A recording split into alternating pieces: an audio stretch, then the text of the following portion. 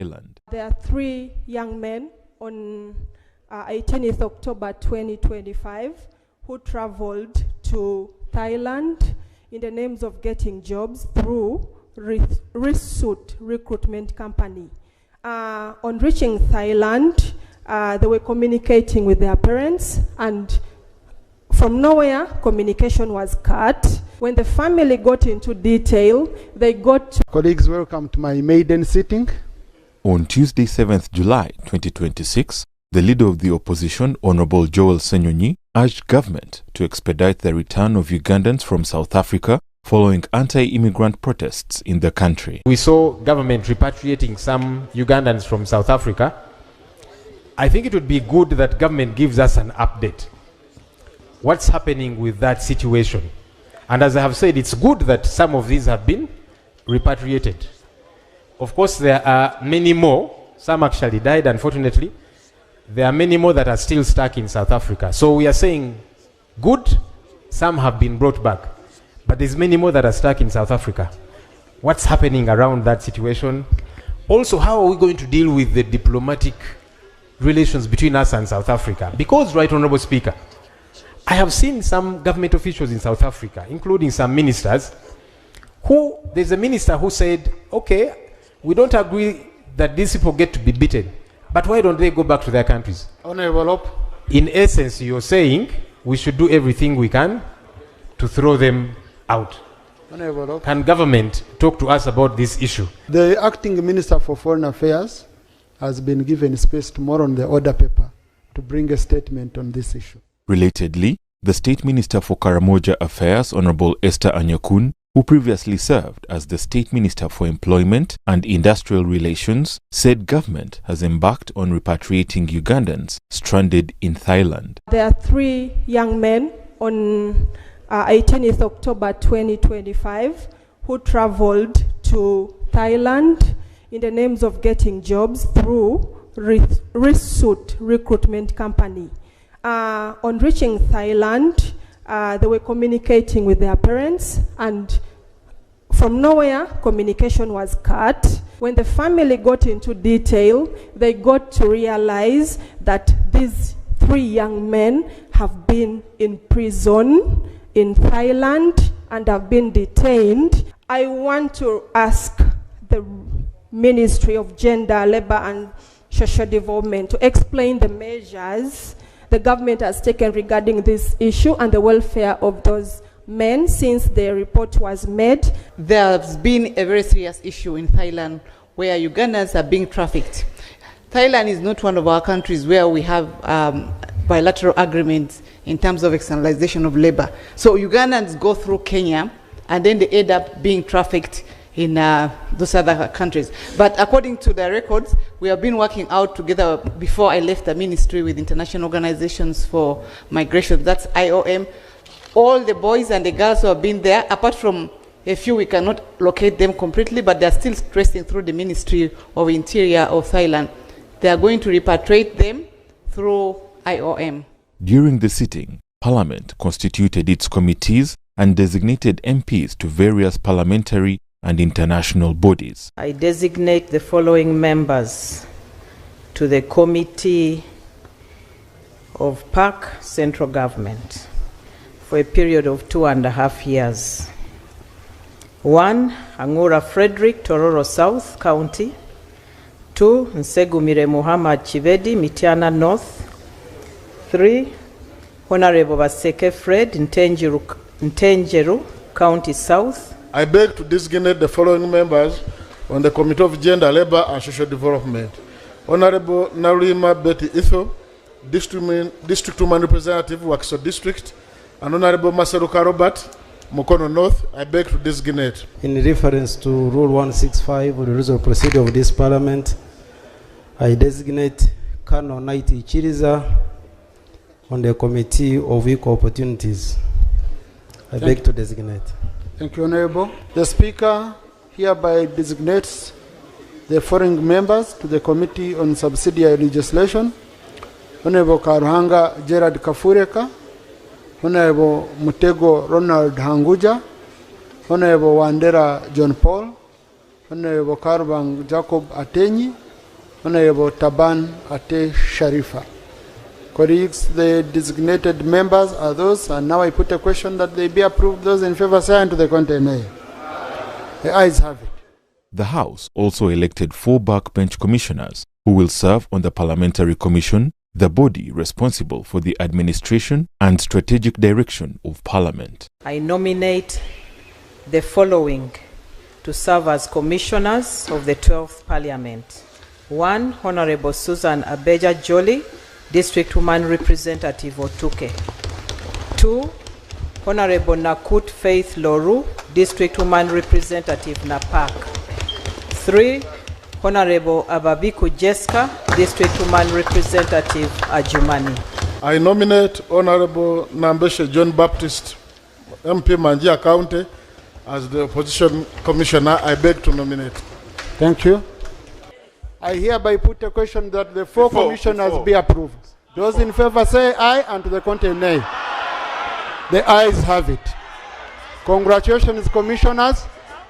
On Wednesday, 8th July 2026, the State Minister for Foreign Affairs, Honorable Haruna Cheyuneka Solo, said government has intensified efforts to repatriate Ugandans stranded in South Africa following a wave of anti-immigrant protests. I'm happy to report that as of Tuesday, 7th July 2026, a total of 808 Ugandans had been repatriated back home. The next phase of the emergency airlift includes 1 additional flight expected today, Wednesday, 8th July 2026, at 6 p.m.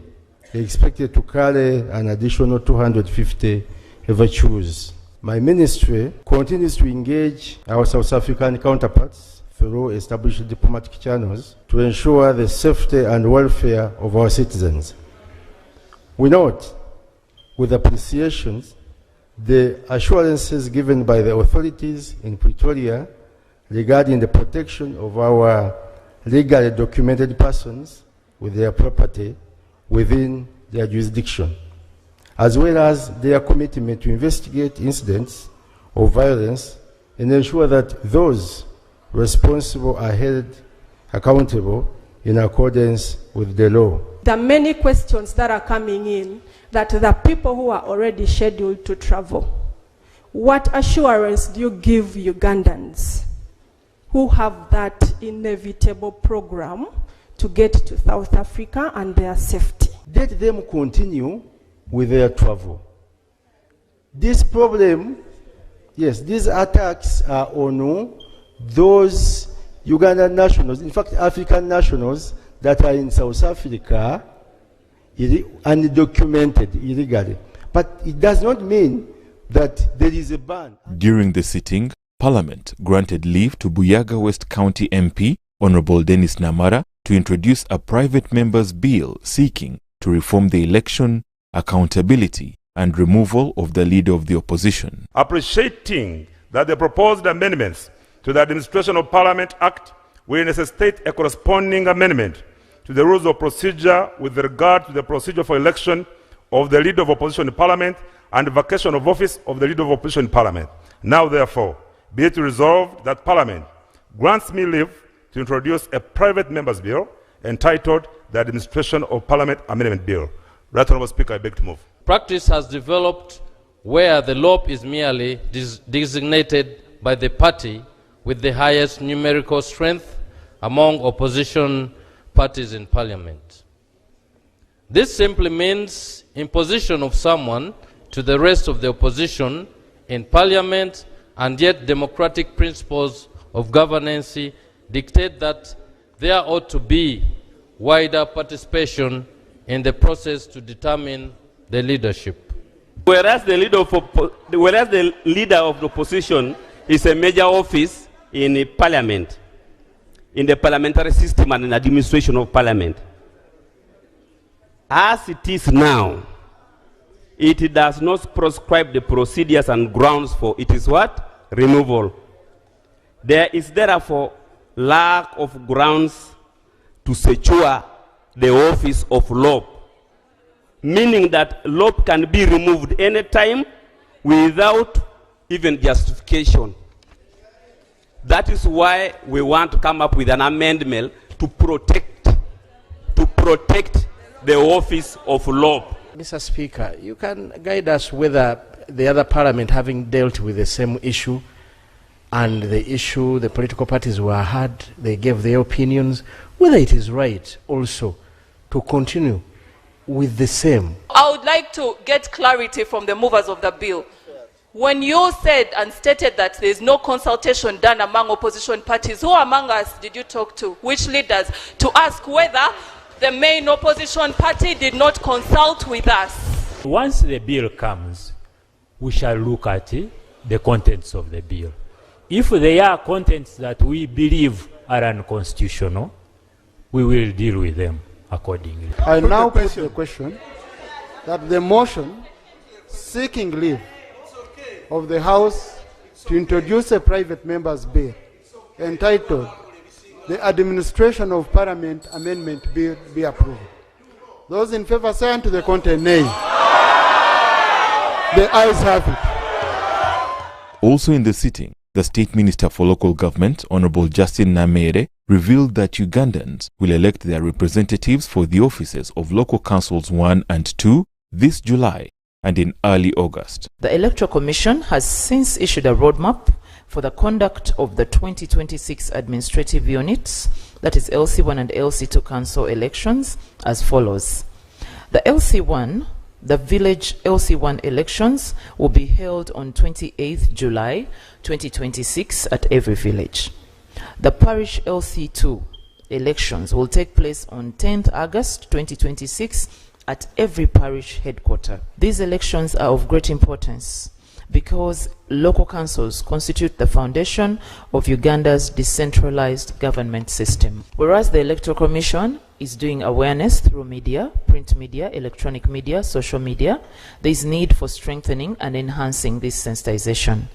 The Ministry of Local Government is working closely with the Electoral Commission on an effective mobilization strategy in these remaining days to step up mobilization and ensure voters turn up in big numbers to elect their leaders. Who is an eligible village resident? Right Honorable Speaker, an eligible resident shall be a citizen of Uganda who is 18 years of age and above at the time of registration, ordinary resident in the village of registration and willing to be a member of the village council. In the sitting, Honorable Ida Nabaiga took oath as a member of the 12th Parliament, replacing Honorable Helen Nachimuli, who passed away in April 2026. I, Nabaiga Ida, swear in the name of the Almighty God that I will be faithful and bear true allegiance to the Republic of Uganda, and that I will preserve, protect and defend the Constitution, so help me God. I, Nabaiga Ida, swear in the name of the Almighty God that I will give faithful service to this Parliament and support and uphold the Constitution of the Republic of Uganda as by law established, so help me God. Congratulations. I know I was with you in the 10th Parliament. You're back, so you know the procedures of this House. I want to give you a copy of the rules of procedure and the Constitution, and I wish you all the best. On Thursday, 9th July 2026, the Prime Minister, Robin Anabanja, told Parliament that government will verify and process compensation for families of Ugandan soldiers who died while serving in Somalia. We have our gallant sons and daughters who work diligently in Somalia. Others are brought back. Unfortunately, others were killed. I would like to know the government plan in paying the arrears of those ones who were not paid from Somalia up to now. And for those ones who were killed, I would like to know the government plan on the compensation of those families. In February this year, I was delegated by the President to go to Ethiopia, meet the African Union, because, as you are aware, we had taken a long period of time when our soldiers were not being paid. I am happy to report that African Union and our partners have since supported the government of Uganda to pay our people. I would like to get the names of those people who were affected, especially those who died while on duty, so that the process of compensation can be done properly. The Minister of State for Environment, Honorable Beatrice Anywa, warned that Uganda expects to experience predominantly dry and warmer than normal weather conditions throughout July 2026. Northern and some areas of eastern Uganda are expected to receive occasional, and that is on and off, light, isolated rainfalls. In contrast, central southwest areas around Lake Victoria and some parts of eastern are expected to remain predominantly dry. The temperatures are expected to be higher than average during the month of July due to the predicted dry conditions, which is largely influenced by the ongoing development of the El Nino condition over the equatorial, central, and eastern Pacific Ocean. We are likely to have reduced crop yields, water shortages, increased risks of wildfires, heat-related illnesses. Our communities are encouraged to practice water conservation strategies. The public are hereby educated on the heat safety which they need to take. Use the available food sparingly. House adjourned to Tuesday at 2 p.m.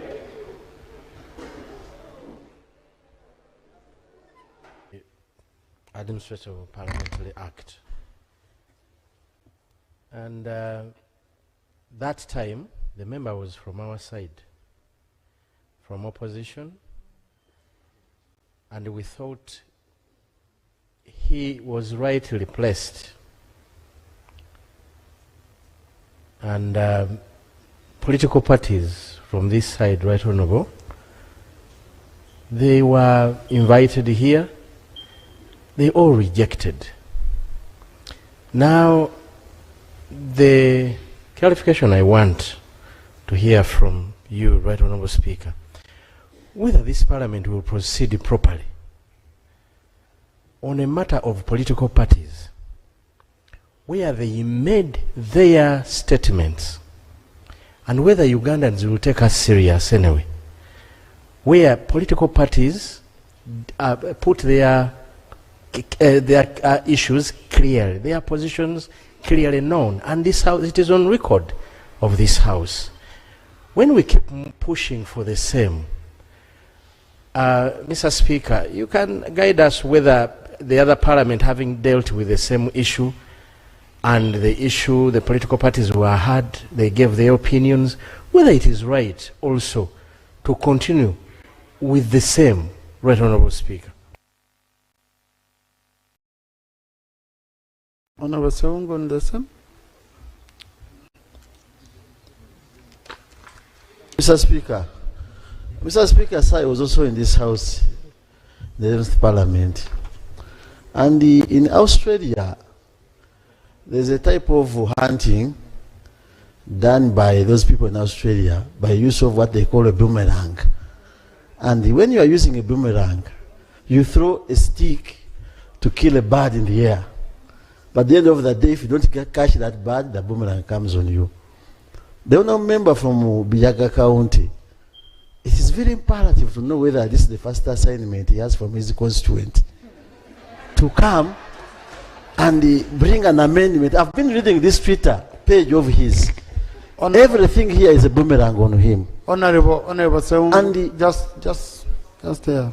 Let me ask you. Now, a private member has a right to move a bill here. And I don't think any member has a right to be told how his constituency will react or not, because he knows the constituency he represents. And the issues we are talking about, we are bordering on arguing on a motion which is not yet presented. So don't you think it would be prudent for us to proceed with the motion and then we debate and we decide? Because in relation to what Honorable Nsamba has raised, one, here we don't have bills which are a preserve of which side presents them, apart from bills that do have a charge on the consolidated fund, which are clearly prescribed under Article 93 of the Constitution. Okay? So any member can move any bill apart from those which are preserved for government, and those are clearly provided for by Article 93 of the Constitution. Number two, Honorable Namara was not here when whatever happened.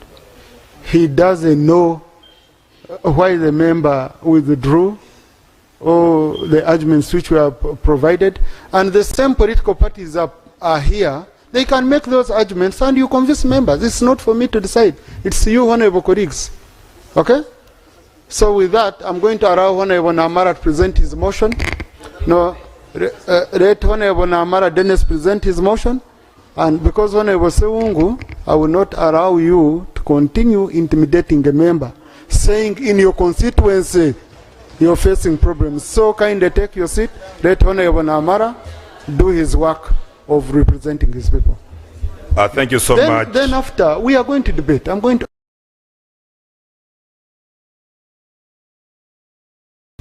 thank you so much. Then after, we are going to debate. I'm going to open up with debate.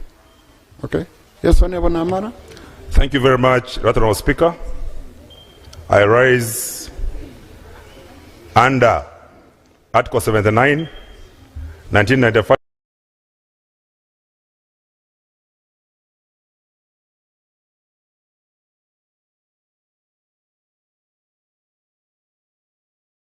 The Administration of Parliament Amendment Bill. Whereas Article 79 of the 1995 Constitution of the Republic of Uganda vests unto Parliament the power to make laws on any matter for the peace, order, development and good governance of Uganda, and whereas Article 94, Clause 4B of the Constitution and Rule 127 of the Rules of Procedure of Parliament grants a member of Parliament the right to move a private member's bill. Honorable Namara, procedure.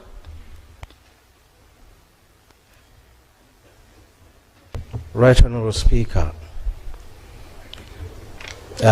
in your communication about this motion, you indicated that the member informed you about that his bill does not affect Article 93 of the Constitution. I expected Honorable Namara to lay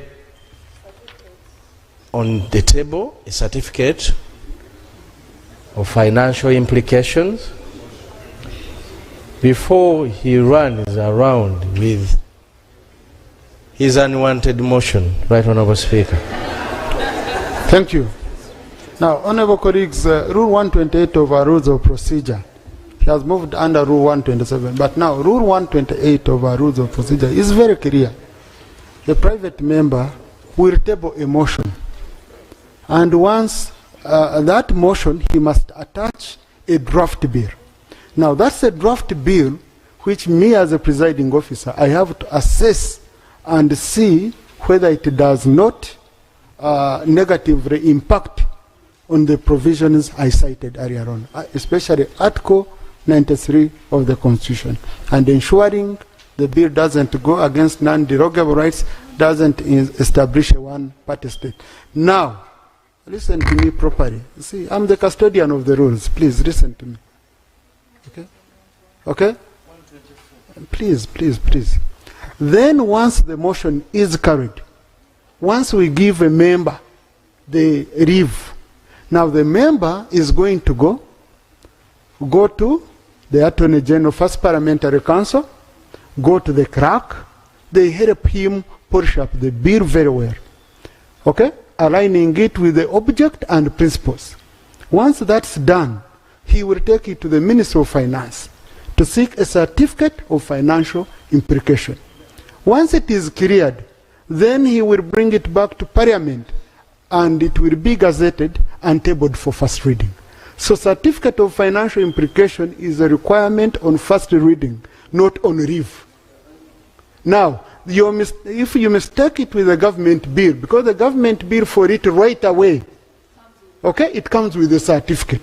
But here, he's asking for permission. He's saying, give me permission, I go and draft a bill. Okay? So, honorable colleagues, it's very, very clear. On first reading, he will require that. Thank you, Honorable Seungu. Hey, now, that doesn't give you away on the microphone. No. Honorable Seungu, no. Supporting me does not mean you go on the microphone. Kindly take your seat. No. Honorable Dennis, please continue. Honorable Speaker, we pardon the members for their sheer ignorance of the law. Honorable Namara, that's not a language. I withdraw. Thank you. I withdraw. Thank you. Aware that the embracement of political pluralism in 2005 and the subsequent amendment of the Constitution in 2006 led to the establishment of the office of the Leader of the Opposition in Parliament under Article 82A of the 1995 Constitution. Further aware that in 2006 the Administration of Parliament Act was amended to provide for the election of the Leader of Opposition and the grounds for vacation of the office of the Leader of the Opposition in Parliament. Acknowledging that the election of the Leader of the Opposition in Parliament under Section 8 of the Administration of Parliament Act is restricted to the most numerically dominant opposition party in Parliament, who may consult members of other opposition political parties in Parliament and independent members of Parliament. Further acknowledging that the prevailing grounds for removal of the Leader of Opposition from office are inadequate and requires expansion to include incompetence and misconduct as a safeguard for accountability, efficiency and effectiveness. Noting that reforming the manner of election of the Leader of Opposition in Parliament may, by requiring the involvement of all opposition political parties in Parliament, will bolster inter-party cooperation and dialogue, national cohesion and the growth of political pluralism in fulfillment of the democratic principles enshrined in the national objectives and directive principles of state policy as detailed in the 1995 Constitution of the Republic of Uganda. Further noting that expanding the grounds of vacation of office of the Leader of Opposition in Parliament to include incompetence and misconduct will hedge the performance and behavior of the duty bearer against abuse, appreciating that the proposed amendments to the Administration of Parliament Act will necessitate a corresponding amendment to the rules of procedure with regard to the procedure for election of the Leader of Opposition in Parliament and vacation of office of the Leader of Opposition in Parliament. Now, therefore, be it resolved that Parliament grants me leave to introduce a private member's bill entitled the Administration of Parliament Amendment Bill. Right Honourable Speaker, I beg to move. Thank you. The motion is seconded. Honourable Okwaringa, Honourable Ngopek, Honourable Rinda Auma, Honourable Ngopek. So, Honourable Namara, would you want to justify your motion?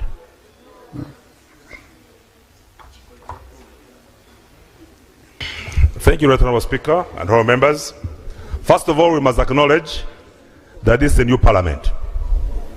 This is a new parliament, and every new parliament is supposed to make laws and rules for the better functioning of that parliament. This is not the 11th parliament, it is the 12th parliament. And the Administration of Parliament Act talks about how parliament functions. It is the internal nuts and bolts of how the internal technicalities and operations of parliament are executed. Therefore, that's why we say at the inception of this parliament, we should come up with the laws and rules for the better functioning of this parliament. All said and done, Right Honourable Speaker and honourable members, we are talking about anchoring democracy. Democracy cannot only be on the side of the national resistance movement. Democracy should be on two sides. If you are seeking, those people, the maxim of equity says those who seek equity must come with clean hands. So when you come and say government should be accountable, even on your side, you should be accountable. Right, Honourable Speaker, the bill is to amend the Administration of Parliament Act to provide for the election of the leader of opposition by members of the opposition in Parliament from amongst themselves. That's one. Number two, to provide additional grounds upon which the leader of the opposition may cease to hold office for purposes of accountability. If every person, every minister of the government of Uganda can be censured because they draw money from the consolidated fund, how come there are no checks and balances on the side of the leader of opposition who draws money from the consolidated fund? Number three, to require the shadow cabinet to be approved by all members of the opposition, not only one political party. Number three, Right Honourable Speaker, I beg to be protected by some... Honourable, they are not on record. Oh, continue. Thank you very much. Number four, also, Right Honourable Speaker, as you can see from the appointment of the committees of Parliament and international bodies, only one political party out of 17 positions has taken 16. The other political parties, we don't talk about the position of one political party. We talk about opposition parties in Parliament. Which type of equity do you talk about when 17 positions are taken by one political party, and yet we have more than 5 political parties in Parliament? What are the defects in the existing legislation? When you look at the cabinet, Right Honourable Speaker and members, out of 30 ministers, 20 of them are from one political party. The rest share only 10. We are saying you want to entrench democracy. What you preach to us is what you must practice. What are the defects in the existing law? In July 2005, Uganda transitioned from the movement political system to a multi-party political system through a national referendum. The adoption of the multi-party system of governance saw the amendment of the Constitution of the Republic of Uganda to create the office of the leader of opposition in Parliament. And subsequently, in 2006, the Administration of Parliament Act was amended to provide for the office of the leader of opposition. Section 8 of the Administration of Parliament Act provides for the election of the leader of opposition in Parliament to the government, having the greatest numerical strength in Parliament. Whereas Section 8 of the Administration of Parliament Act requires the leader of opposition in Parliament to be determined through consultation with other political parties in opposition and independent members of Parliament. It has been a norm that the choosing of the leader of opposition is not done in Parliament, and yet the law is about the Administration of Parliament Act. But the choosing of the leader of opposition is handled from outside Parliament. We want the members of the opposition, together with the independent members of opposition who are here, as the law provides, to be consulted on that matter. Right Honourable Speaker, what are the remedies we are looking at? One, the leader of opposition to be elected by all the members of the opposition political parties. Number two, additional grounds upon which the leader of the opposition may cease to hold office, because you need to be accountable. If people cannot elect you, then you cannot be accountable. You are accountable to the people who elected you. The president of Uganda by law can be censured by this parliament. The prime minister by law can be censured by this parliament. All the ministers here can be censured by this parliament. Who are you that the leader of opposition cannot be checked by this parliament? We therefore put that ground. The leader of opposition is to consult other political parties represented in the parliament when appointing persons and deputy chairpersons of standing committees. Right Honourable Speaker, I beg to submit. Thank you. Seconders, Honourable Linus Ngopek, 3 minutes, and then after Honourable Kwaringa.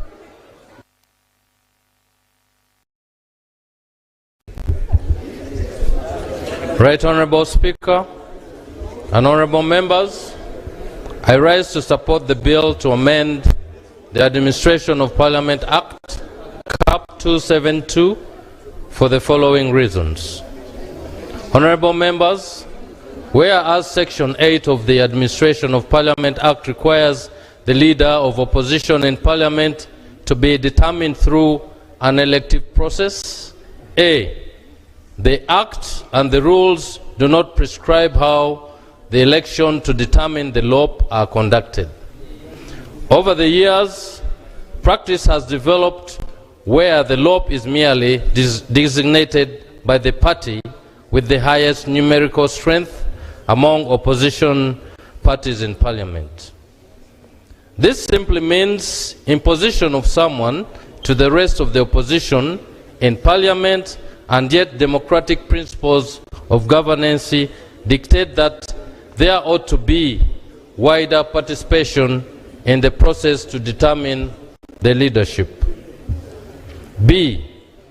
Even where political parties undertake internal processes to designate the LOP, those internal processes are not democratic and deny members of the opposition the right to offer their candidature to serve as LOP, since the LOP is merely imposed on the members without election.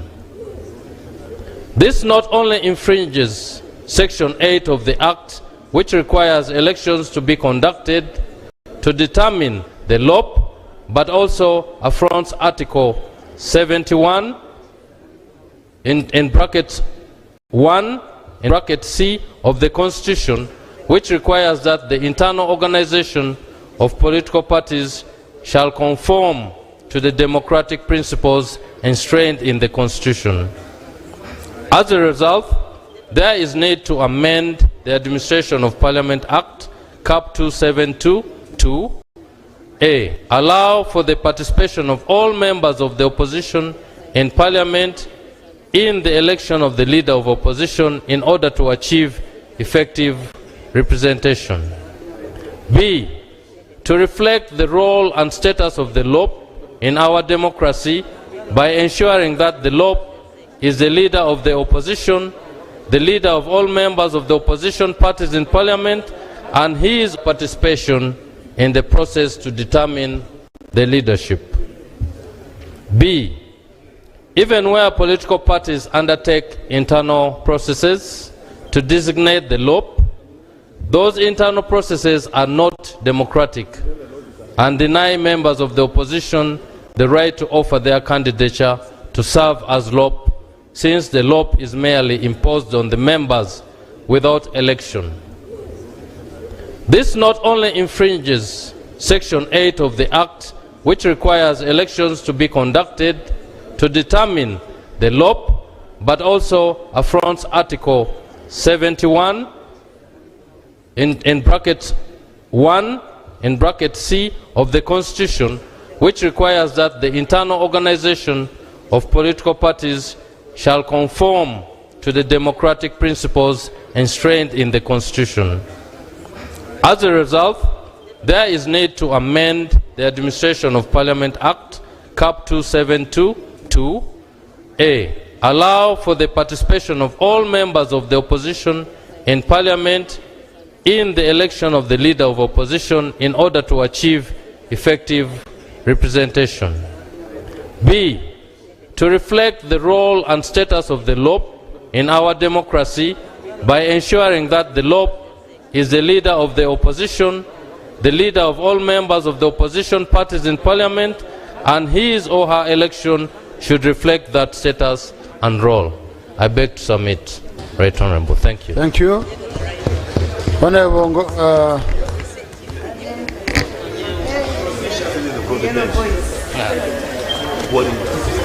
Honorable Kwaringa. Procedure Honorable Masaba. Then Honorable Kwaringa. Thank you very much, Right Honorable Speaker, and I raise under procedure Rule 2 on the interpretation of our rules of procedure. The definition of an independent member of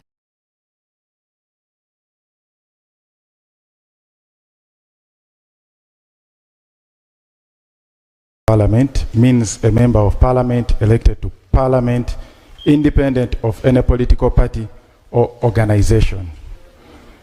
Go ahead to the leader of the opposition means a member of Parliament who is the leader in Parliament of the party in opposition to the government and having the greatest numerical strength in Parliament. Right, Honourable Speaker? I'm an independent member of Parliament and I'm serving my second term.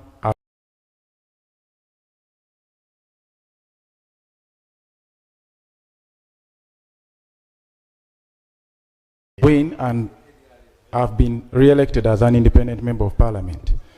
The previous two members have been referring to us, the independents, to be part or involved in the election of the leader of opposition. Yet, the leader of opposition is defined, and me as an independent, I do not subscribe to NRM, I do not subscribe to the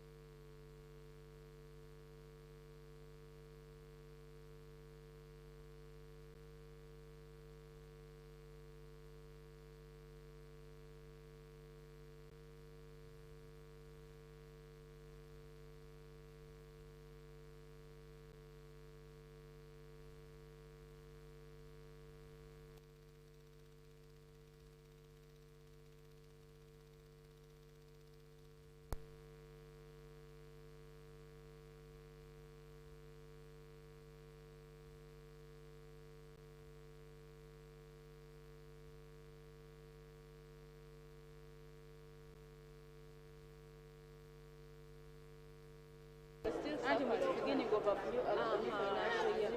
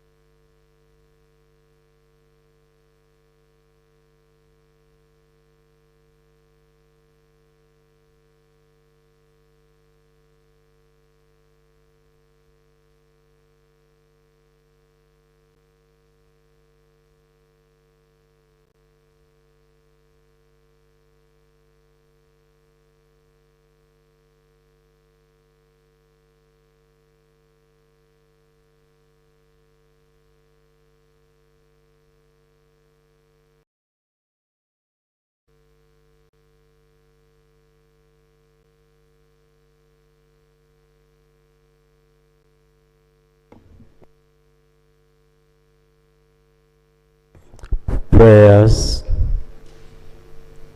Almighty God,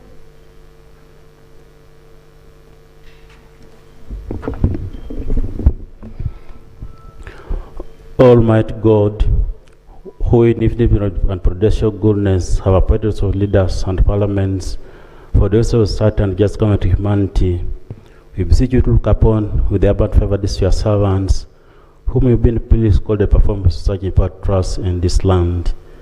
Let your blessings set upon you assembled, and grant that they may, as in your presence, treat and consider all matter that shall come at their deliberation. He is so just and faithful important to promote your honor and glory, and to advance the good of those interests you have committed to your church.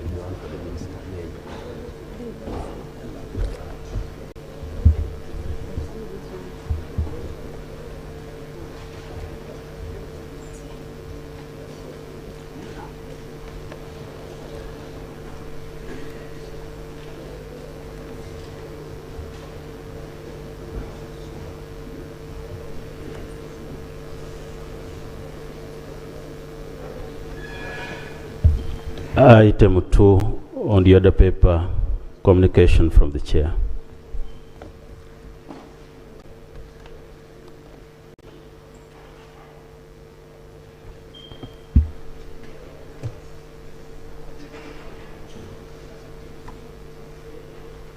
Thank you. Colleagues, I welcome you to today's sitting.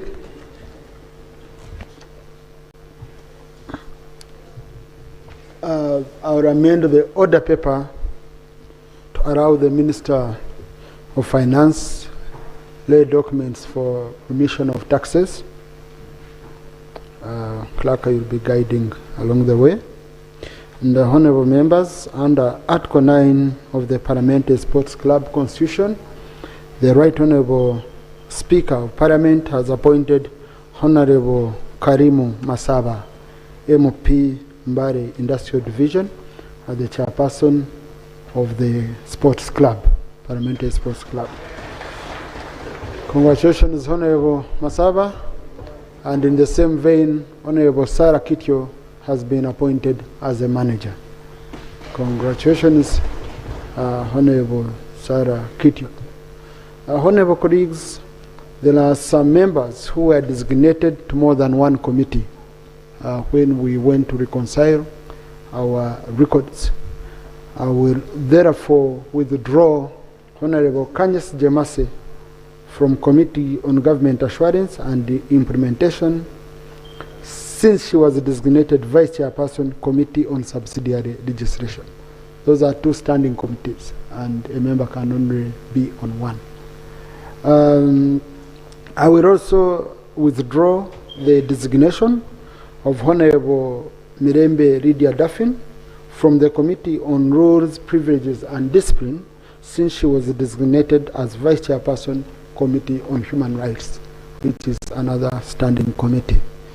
I also request the Opposition Chief Whip to handle the designation of Honorable Kiza Andrew Namitego, who was designated to Committee on Education and Sports and the Committee on Environment and Natural Resources, which are both sectoral committees. Honorable, you'll be at the right time.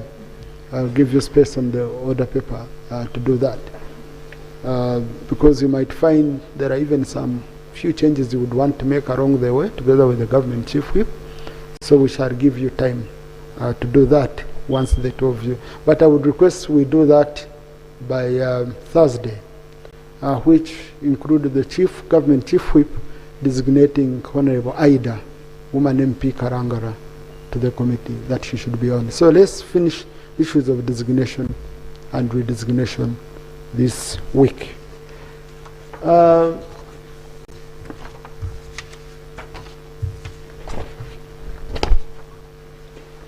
Honorable colleagues,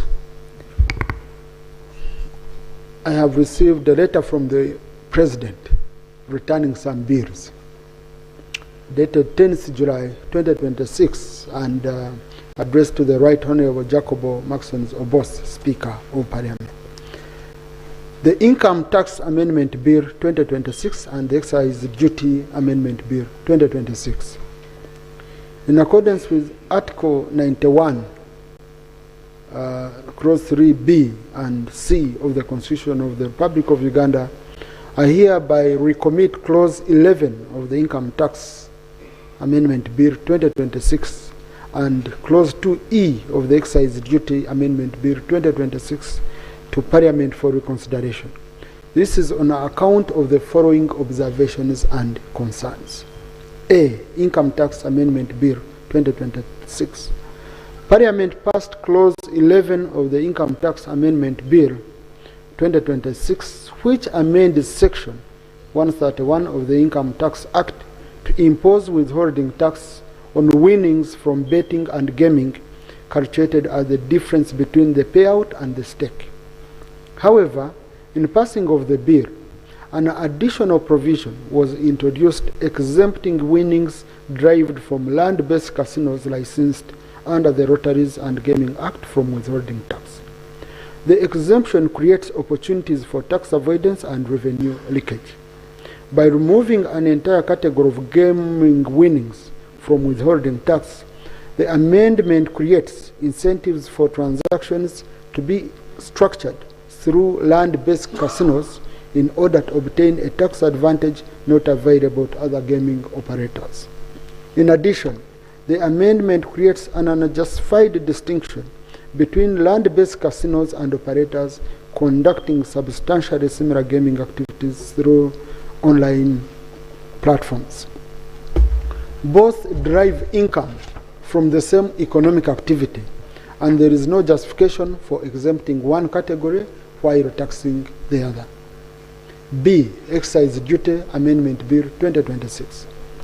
Parliament also passed Clause 2E of the Excise Duty Amendment Bill 2026, which increases excise duty on single-user plastics from 2.5% or USD 70 per ton, whichever is higher, to 25% or USD 1,500 per ton, whichever is higher. The proposed increase is substantial and is likely to impose significant cost pressures on manufacturers engaged in the production and use of single-use plastics. It may adversely affect production, investment, and employment within the sector. In addition, viable alternatives to plastic packaging are not yet readily available in Uganda. I, therefore, consider that the matter requires further study before the proposed increase is implemented as a policy measure for advancing environmental conservation objectives. Recommittal. Given the above observations and concerns, I'm constrained to assent to the Income Tax Amendment Bill 2026 and the Excise Duty Amendment Bill 2026. Accordingly, I hereby recommit the following provisions to Parliament for reconsideration as follows. 1. Clause 11 of the Income Tax Amendment Bill 2026 be amended to read: the Principal Act is amended by substituting for Section 131 as follows. 131. Withholding of tax on payments for winnings of betting or gaming. 1.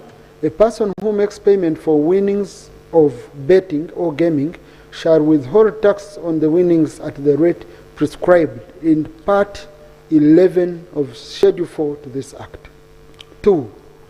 For the purposes of subsection 1, winnings means the difference between the payout and the staked amount. This section does not apply to winnings paid by a person licensed to conduct a national lottery under Section 23 of the Lotteries and Gaming Act. Clause 2. Clause 2E of the Excise Duty Amendment Bill 2026 be amended to read: Plastics. A. Plastic granules used in the manufacture of single-use plastic products. Single-use plastic products including disposable plastic cups, lids, plates, cutlery, bags, sachets, bottles, straws and stars, cling films and wraps, jars and lids, and sacks and bags of polymers of ethylene, except Roman 1, vacuum packaging bags for food, juices, tea, and coffee. 2, sacks and bags for direct use in the manufacture of sanitary pads. 3, multiple-use plastics and plastic granules used in the manufacture of multiple-use plastics. And 4, plastic granules used in the manufacture of plastic products used for packaging pharmaceutical products and plastic products used for packaging pharmaceutical products. Now here the tax is 2.5% or USD 70 per ton, whichever is higher. Yoweri Kaguta Museveni, President of the Republic of Uganda. Now, honorable colleagues, for those who are new and might be wondering why I'm reading the President's letter on the floor, whenever the President recommits or refuses to assent to a bill and he recommits it to the House, the rules require me to read the letter on the floor and refer it to the relevant committee. So this is referred to the Committee on Finance, Planning and Economic Affairs. And Honorable Minister for Finance, you can guide me on time. I know you need to be correcting taxes. This is very urgent. You can guide me on how quickly you need this so that we can work in overdrive since we have a committee in place. Honorable Minister for Finance. Mr. Speaker, thank you very much. Mr. Speaker, how I wish this would be handled by the Committee of the whole House so that we have it today. But in but in the circumstances that it must go through the Committee on Finance, I want to pray that within 2 weeks maximum, we have this bill considered by Parliament. Not considered, reconsidered by Parliament. Thank you. Thank you. Honorable Masaba. Thank you very much, Right Honorable Speaker. Just on the same, I wanted maybe the Minister to clarify, because I've had the clauses the President has read. Are we going to deal with the entire bill as a Finance Committee? Because when that's not for the Minister. The rules limit you to only the clauses brought by the President. So because of that, honorable colleagues, we are likely to have a break for LC elections. And this is an issue to do with taxes. The Committee for Finance should meet tomorrow, Wednesday, and Thursday morning and Thursday afternoon report on the floor on this matter. Okay? There are 2 clauses, and I think... Right Honorable, I have raised that because these are tax bills and they are bound by, they have a time on which they take effect. Yeah. And these bills should have already come into operation on the 1st of July, meaning they should have been collecting taxes. So are they going to come back and deal with it retrospectively? Because already it should have taken into effect, and now the Minister might bring it later on. That is why I needed the clarification. Right no, Honorable, let us not disturb the Minister. We have a law in place until that law is amended. Okay? We have a law in place until that law is amended. But let's move quickly so that we enable the Minister raise funds which we need to do our work. What is the procedure matter you're raising? Right Honorable Speaker, I'm having 2 procedural issues to raise. I'll allow 1. Thank you so much. Right Honorable Speaker, in line with Article 91, Clause 3 of the Constitution, and also in line with Article 76 on dissolution of Parliament, and Article 77 of the period the Parliament is supposed to serve over the 5 years, the law assumes that the 11th Parliament that was handling this specific bill was dissolved, and the matter was overtaken by event. And the President did not assent to the bill in the prescribed 30 days as required by the law. It is assumed that this is a new Parliament, and it is new committees that have been put in place, very innocent about the objectives, terms, and the content of the bill that is being returned in here. Isn't it procedurally right that this House is guided in line with the law that such a bill is supposed to be reintroduced before the new committee for effective consideration? So, but Honorable Tebandeke, you see, when you're talking issues of facts, you need to be very clear. You're alleging that the President didn't sign the bill within the required 30 days. When was it presented to him? If I can know, because you seem to know better. Yeah, because when you put it on the President, so Honorable colleagues, I want us to be cautious. I don't want each or any of you to carry a burden that is not yours. A member has said the President didn't sign the bill within 30 days. Okay? And the Constitution is very clear. 30 days from the date it is presented to him or her. So, Honorable Tebandeke, I think you need to clarify that, then we go forward. Because I know the President responded within 30 days as the presiding officer. Right Honorable, with due respect, the previous presiding officer underwent the same, and we raised the same matter. And the guidance was that immediately, soonest as the bill is passed, the clerk should notify members by putting the information in the pigeonhole for... Honorable Tebandeke, Article 91, Clause 2, what does it say? It says the bill shall be presented to the President as soon as possible. We have a long process, okay, of cleaning a bill. You don't just take a bill to the President. So what I wanted you to clarify, you don't know the date the bill was sent to the President. So I would want you to put it on record that really the President, okay, the President being accused of not assenting to the bill in 30 days. Because that's an issue of fact. Yeah. Right Honorable, I'm moving by the ruling of the presiding officer by then.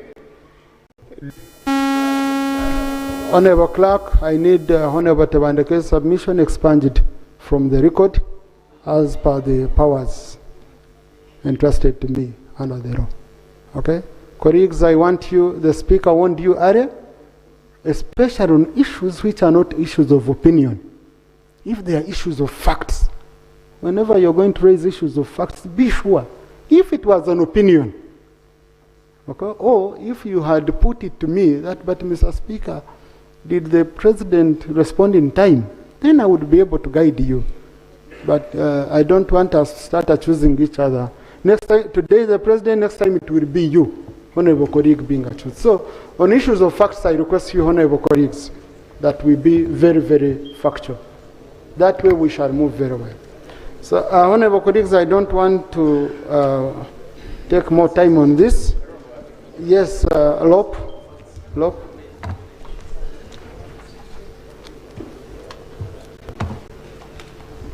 Thank you, Right Honorable Speaker. Mr. Speaker, I seek your procedural guidance and perhaps input from government, because certain issues are matters of law. You've talked about issues of fact, and one could even say fact to person A could be different from person B, but a law, regardless who is dealing with it. Mr. Speaker, on Thursday, I left early and I did notify you as going to court to secure the release of the Honorable Mwanga Chivumbi as one of the sureties, and he was granted bail. The following day, on Friday, he was en route to Kampala, and he was intercepted and taken by armed men in a Toyota Hiace vehicle, popularly known as a drone. That was Friday, Mr. Speaker. Today is Tuesday. His family has been looking for his whereabouts, and the rest of us colleague leaders. Now, my questions to government are twofold. Number one, where is the Honorable Muhammad Mwanga Kivumbi? Number two, is this the new normal? Because it's important that we know. Is this the new normal of how government will, they call it arrest? We call it an abduction because, Mr. Speaker, the law stipulates what an arrest is in Article 23 of our country's constitution. The Attorney General is here. He's a very senior lawyer. In fact, he has lectured most of the lawyers in town. Article 23 is very succinct. How somebody gets to be arrested, where they are taken, to police first, and thereafter, within 48 hours, produced in court. Mr. Speaker, I have seen some people say that Honorable Mwanga Kivumbi was picked up because of a tough speech he gave when he went back to his constituency. Now, that's problematic on two fronts. One, who determines that what he said was illegal? I thought it's a court of law. Who gets to determine that? Let's even imagine, Mr. Speaker, for argument's sake, that he said anything that is ultra-vires. Who determines that? I thought it's a court of law that does. Government has several times been urging the population to avoid mob justice. And on that front, I agree with government. Government officials, police, and so on, they say when you catch somebody, even if you catch them in an act, never mind that sometimes it's mistaken identity and somebody gets beaten, yet they've done nothing wrong. But that even if you catch somebody, whether stealing something of yours or whatever the case might be, government has been telling the population, take those people to police. Don't beat them up. And on that regard, I agree with government. So why doesn't government do the same thing it tells people to do? We need to stop preaching water and yet we drink wine. If you're telling people, if you catch somebody, they've stolen your money, your whatever, take to police, please don't beat. Why isn't government doing the same? If you assume that somebody has broken the law, produce them in court. It's now been 4 days, Mr. Speaker. We don't know where Honorable Mwanga Kivumbi is, and we do hear, I've seen some pictures on social media, I don't know if they are authentic. Bruises, blood, I don't know. And the only way that can be cleared is when we get to know where he is. Mr. Speaker, you see, we were here in September of 2021. Again, some who are saying it's because of what he said. Honorable Segirinya Muhammad and Honorable Alan Sewanyana were granted bail by court.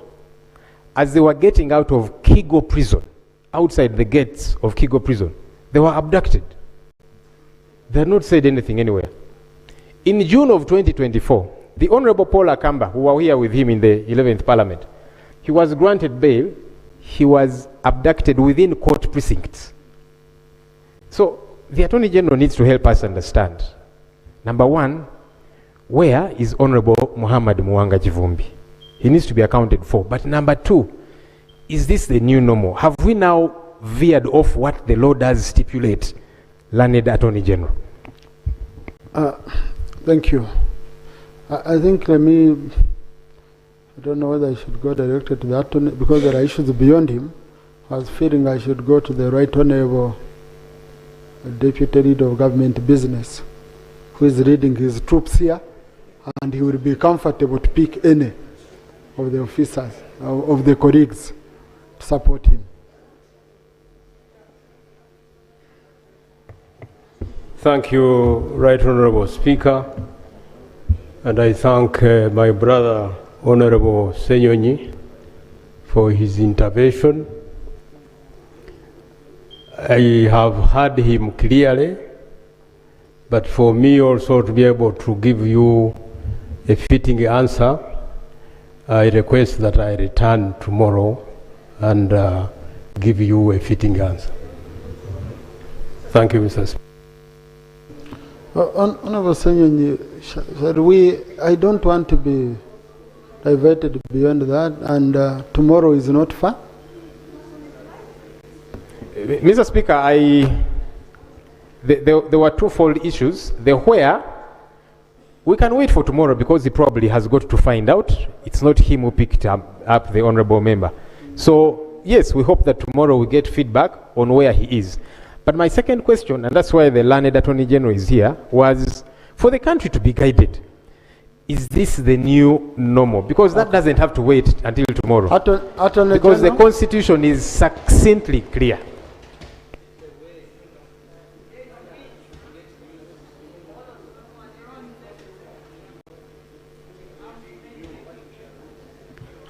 Colleagues, the Attorney General is coming on.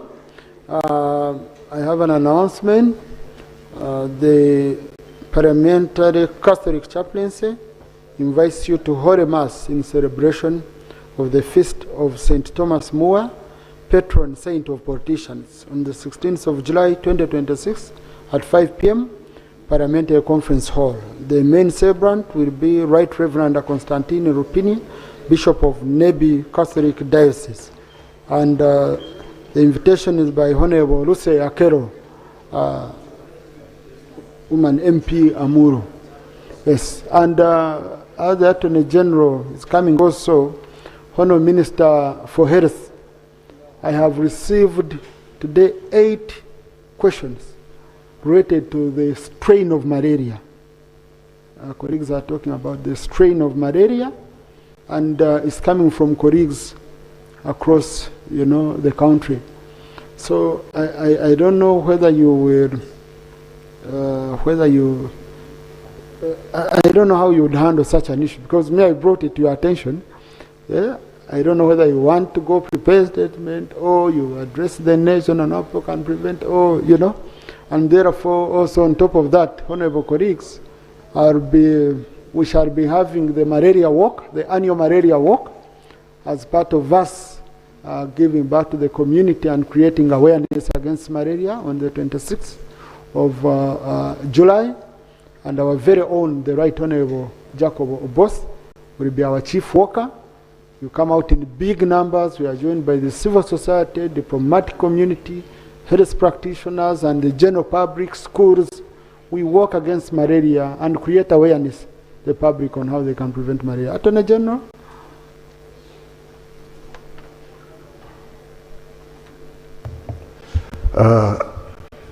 I thank you, Right Honorable Speaker. And I thank the Leader of Opposition for his query, which I'm trying to answer as ably as I can do this moment. Mr. Speaker, the term new normal or old normal does not exist in my legal vocabulary. As far as I know, this parliament and this country is under a dispensation of constitutionalism. And I have that constitution in my hands here.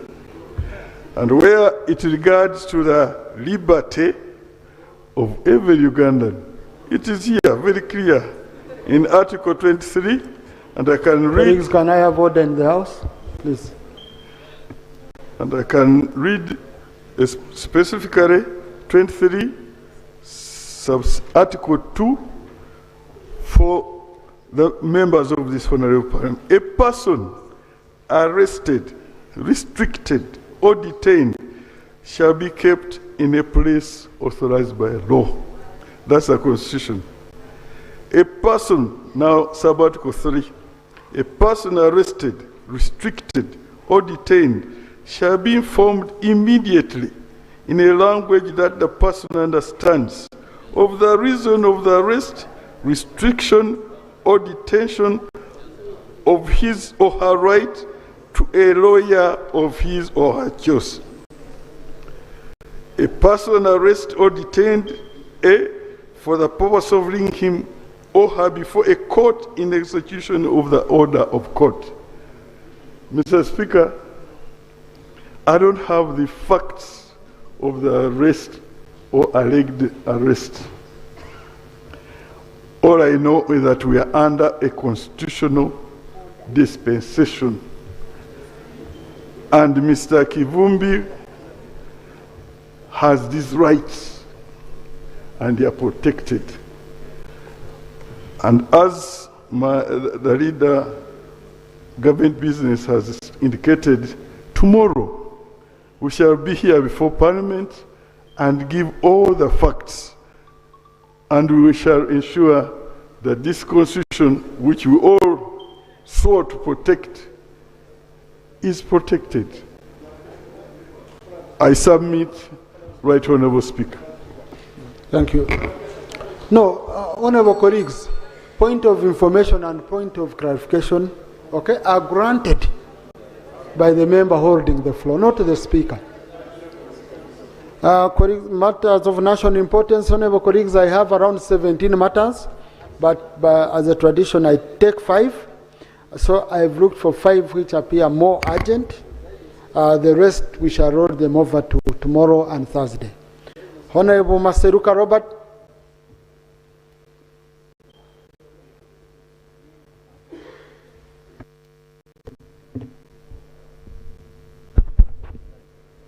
Thank you, Right Honourable Speaker. Mr. Speaker, today I rise on a matter of urgent national importance concerning the safety of railway crossings.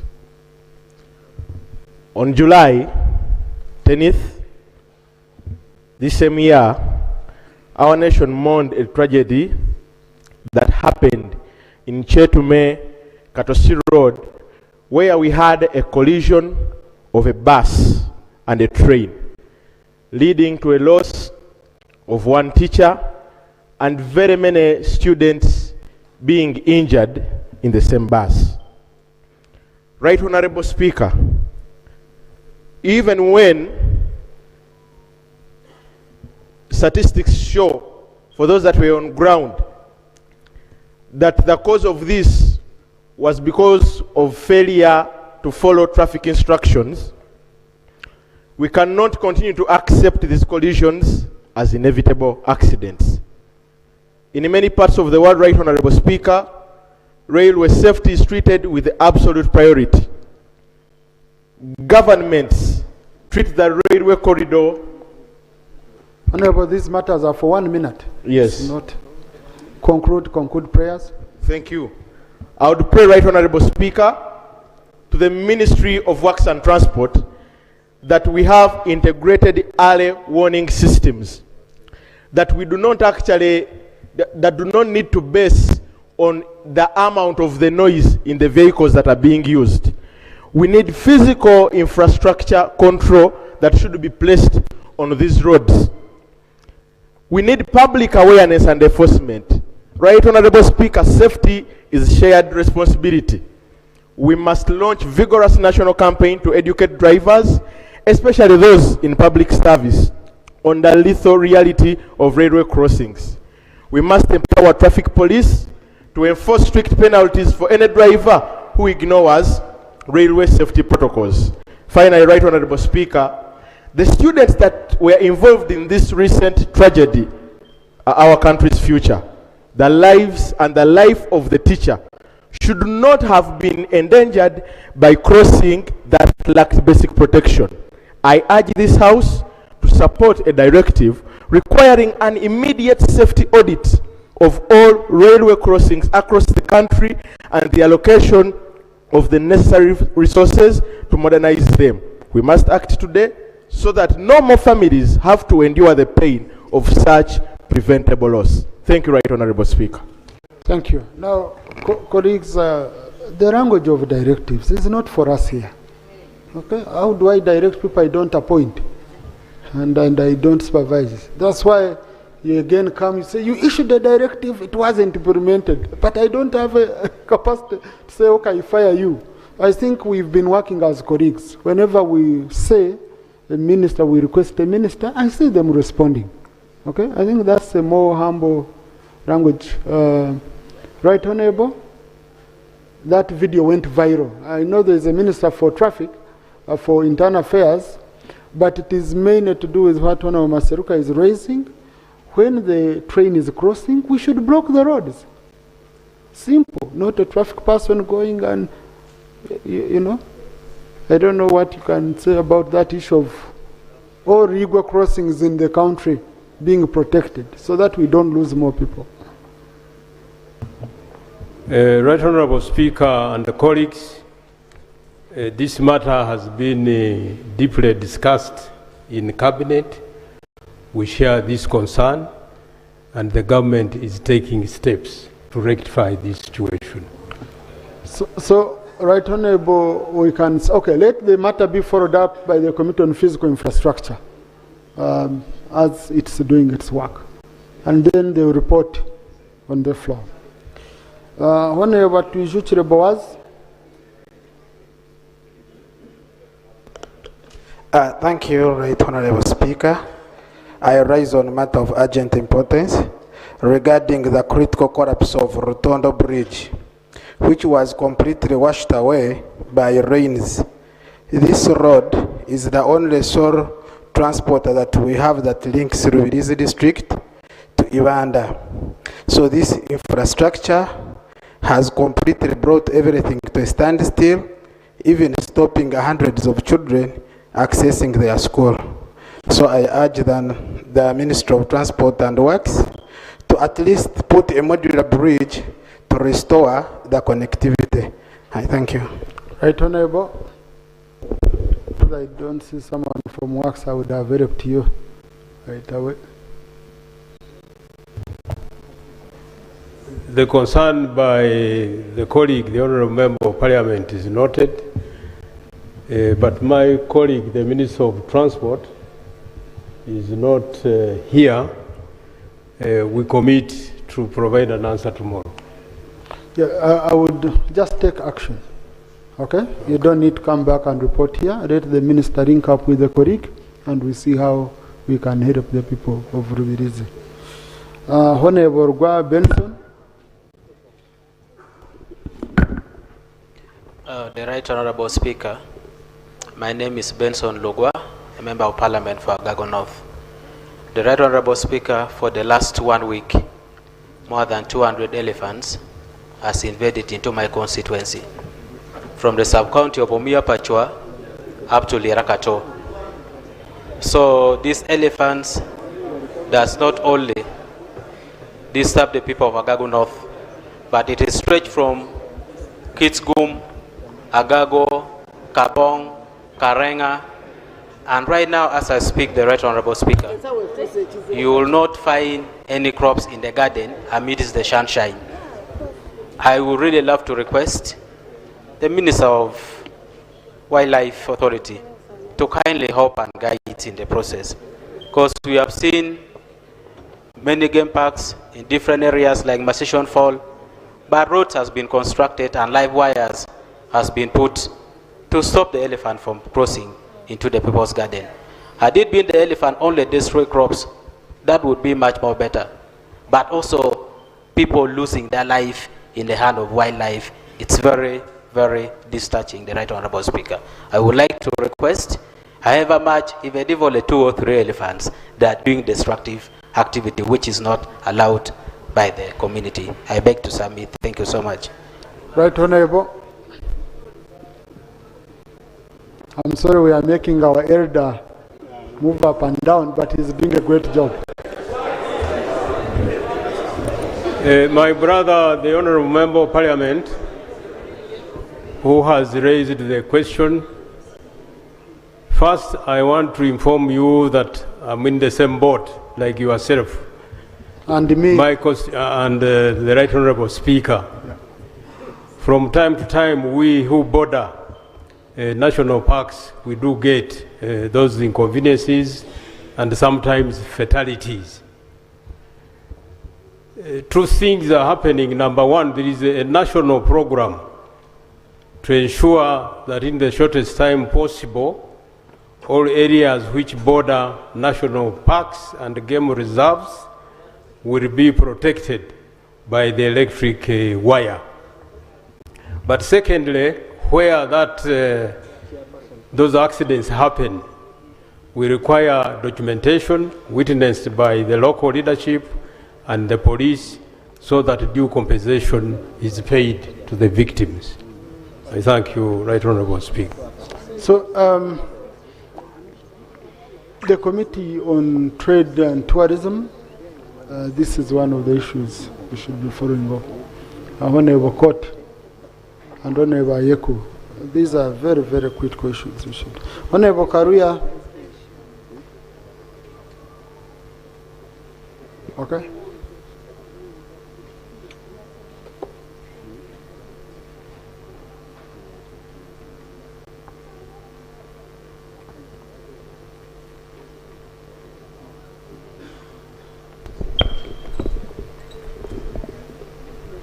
Thank you, Right Honourable Speaker. Right Honourable Speaker, my issue was still on the issue of malaria, but in your communication, you have guided well. No, I need you to raise it. Okay. Yeah, during the time of Prime Minister's time, I raised the issue about the malaria strain that is affecting our children, especially below the age of 15. And the minister then talked about it and said they discovered this strain 2 years ago, more than 2 years ago. But Right Honourable Speaker, the issue that is at hand seems to keep the community in disarray, that even the schools are really not handling the issue of treatment very well. So my humble prayer is, let the Ministry of Health, together with the Ministry of Education, at least emphasize on the issues of sick bays, on the issue of having nurses in schools, and on the issue of parents at least advising the schools about the health of their children. Thank you, Right Honourable Speaker. Honourable Minister for Health.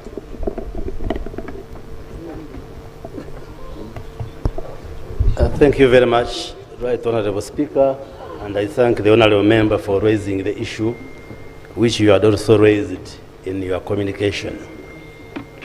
Malaria remains a big contributor to the national burden of disease in Uganda. And actually, Uganda contributes, it's the third in terms of contributing to the burden globally. And although we have had several interventions to address this challenge, it remains real. So what he's raising is real. The studies we have carried out show that the parasite prevalence among Ugandans has substantially declined from 43% in 2009 now to 13%, meaning that the interventions have been working. But usually we experience seasonal surges in infections, especially between the months of May and July, and then September to November. So the Ministry of Health is alive to this fact that there has been a surge in the malaria infections, and our malaria control program, working with the school health program, have mounted a big campaign and response, also targeting schools. But since it's a big issue, I beg that you give me time. I have instructed the team in the Ministry of Health to work 24/7. And tomorrow, when we convene, I come with a comprehensive paper outlining the interventions which we are pursuing, both the school system but also in the country, so that we highlight the way government is responding to this challenge of malaria. So tomorrow, I will be ready in the afternoon to give a comprehensive report to Parliament. Thank you. Thank you and that would also help to guide the nation, to guide the members of the public. Absolutely. Thank you. Thank you. Next item. Procedure, Honourable Sir Kabira. Is it procedure? Sir Kabira, is it procedure? That's right, Honourable Speaker. Yeah. Under Rule 8, Right Honourable Speaker. Right Honourable Speaker, 3 weeks ago, the leader of opposition raised a matter concerning medical interns.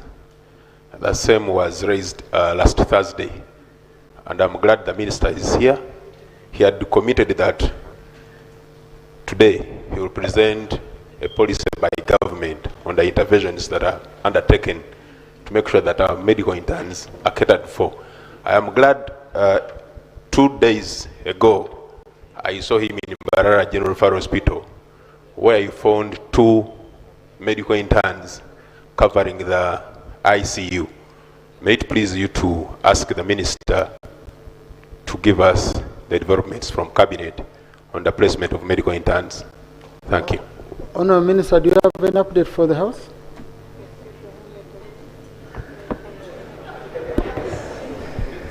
Thank you very much, Right Honourable Speaker and the Honourable Member for raising the issue.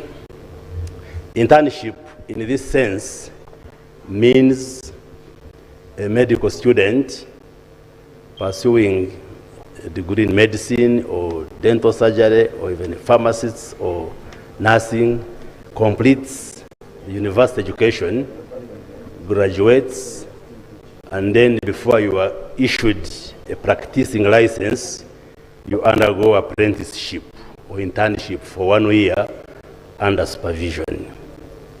And it's a practice in the medical profession.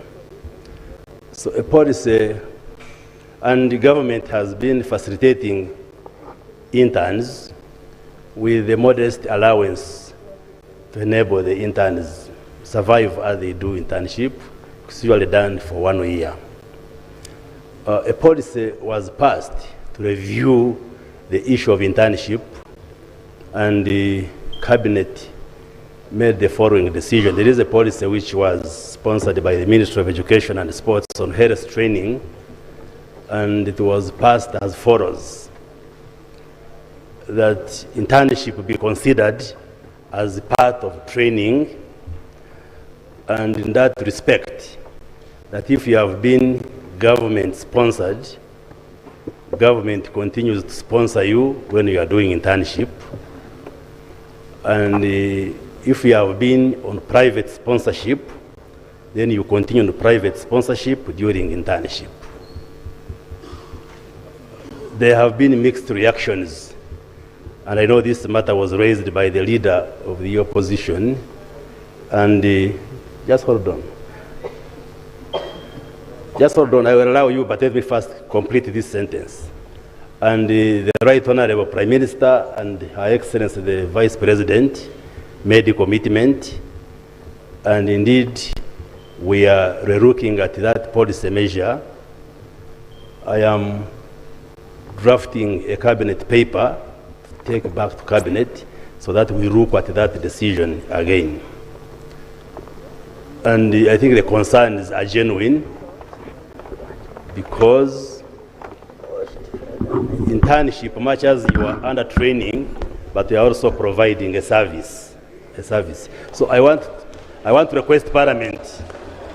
I want to request Parliament to be patient, because this is a matter which was canvassed in the cabinet. I cannot singularly reverse the position, so you give me time at the earliest.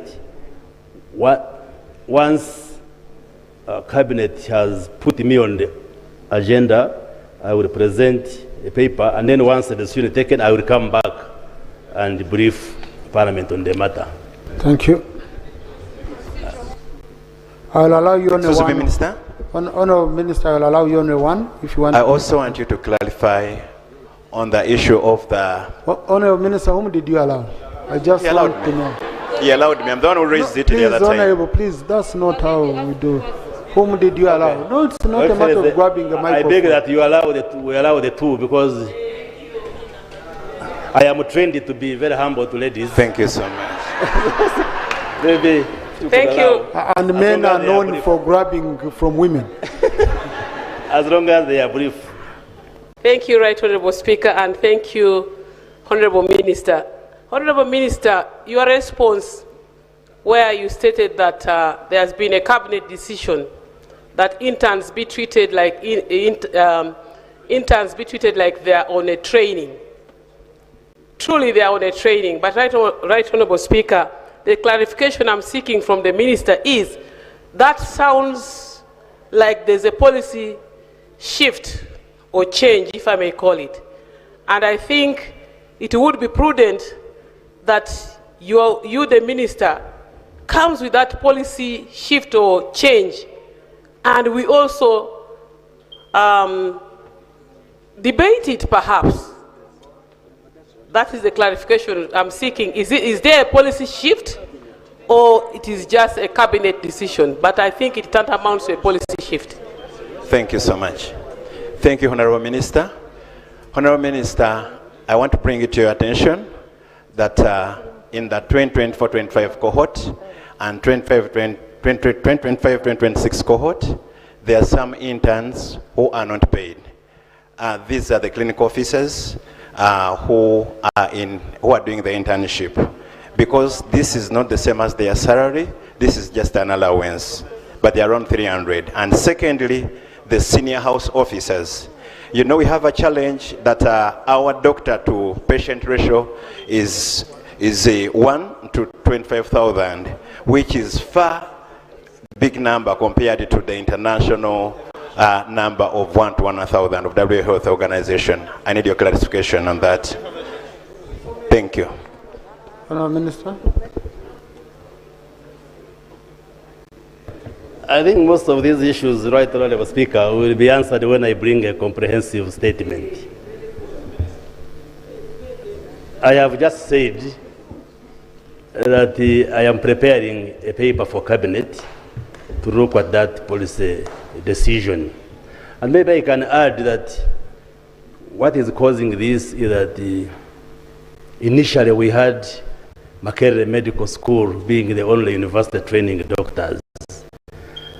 But because of the policy on liberalizing tertiary education, tertiary and university education, we now have many universities training doctors, both public and private, and therefore the numbers have grown.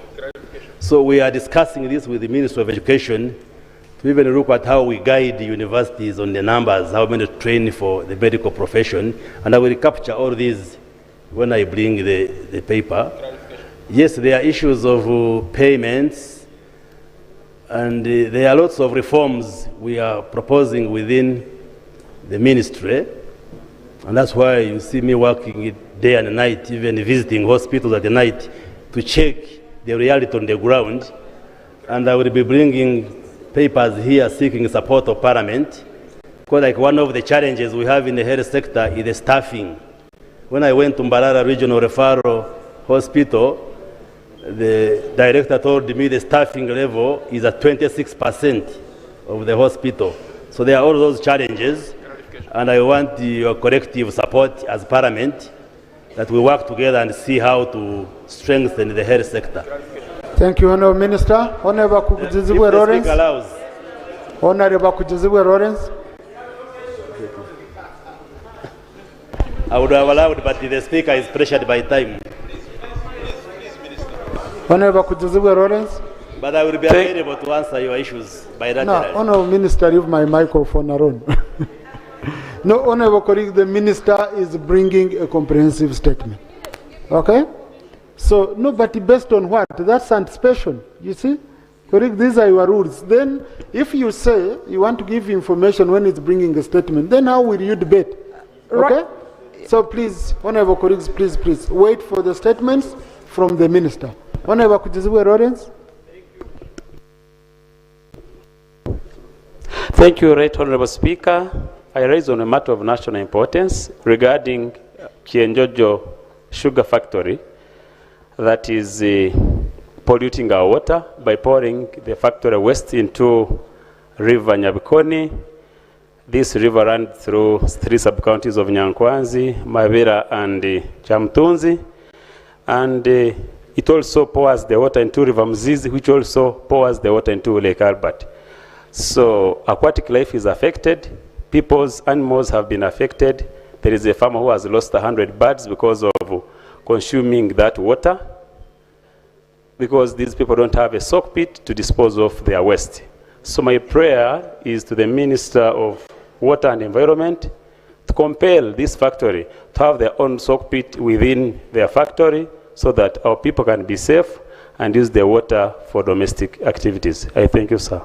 Honourable Minister for Industry.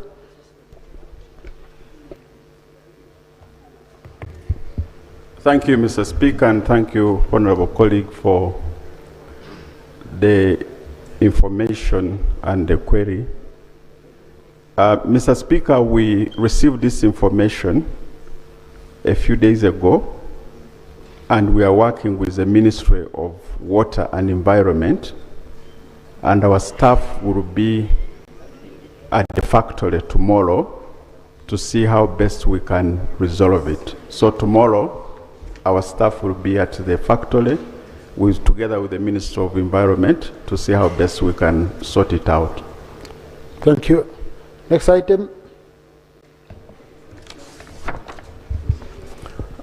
Item 3 on the other paper, laying of papers. 1, Petroleum Funds annual report for the period ended 31st December 2025. Honourable Minister for Finance.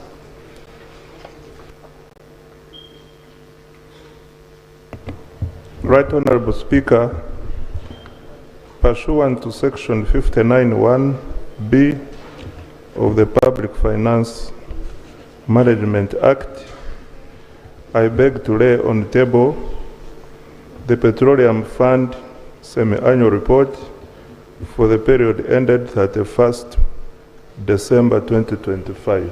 I beg to lay, Right Honourable Speaker. Thank you, Honourable Minister. The report is referred to the Committee on Finance, Planning and Economic Development for processing and reporting back. Item 3.2, request for parliamentary approval to waive off outstanding pay arrears for Akora Western University amounting to Uganda shillings 1,026,336,706. Honourable Minister for Finance.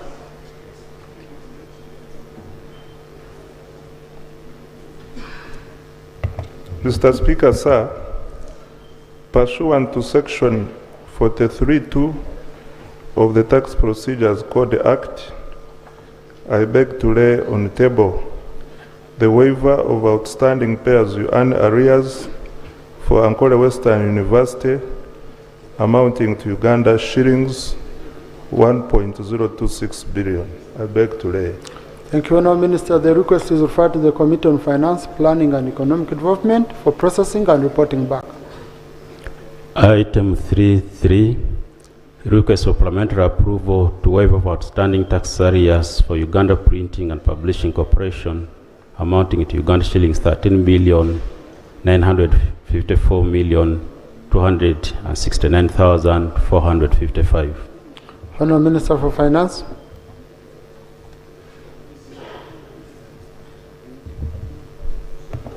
Mr. Speaker and colleagues, pursuant to Section 43(2) of the Tax Procedures Code Act, Cap 343, I beg to lay on the table the waiver of outstanding tax arrears for Uganda Printing and Publishing Corporation amounting to Uganda shillings 13.954 billion. I beg to lay. Thank you, Honourable Minister. The request is referred to the Committee on Finance, Planning and Economic Development for processing and reporting back. Item 3.4. Honourable colleague, clarification is for a member holding the floor. There is no one. Right, Honourable. Honourable colleague, those I are your requested when the member was still here. Please, there is no one on the floor. And honourable colleagues, allow me to guide you. Point of information, point of clarification, they are granted by the member holding the floor. And that member can accept or reject. It's not mandatory. So if a member was on the floor and he declined, it's not my problem. Though we request them to always be generous. Honourable, okay? So continue. Honourable. Item 3.4, request for parliamentary approval to waive off outstanding tax arrears for K-Roma amounting to Uganda shillings 1,864,000,000 329,231. Honourable Minister. Right Honourable Speaker, pursuant to Section 43(2) of the Tax Procedures Code Act, Cap 343, I beg to lay on table the waiver of outstanding tax arrears for K Roma amounting to Uganda shillings 1.864 billion. I beg to lay.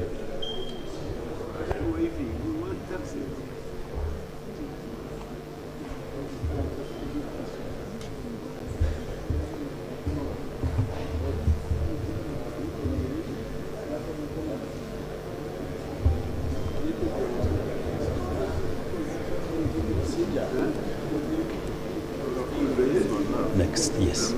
Yes, MP has referred to.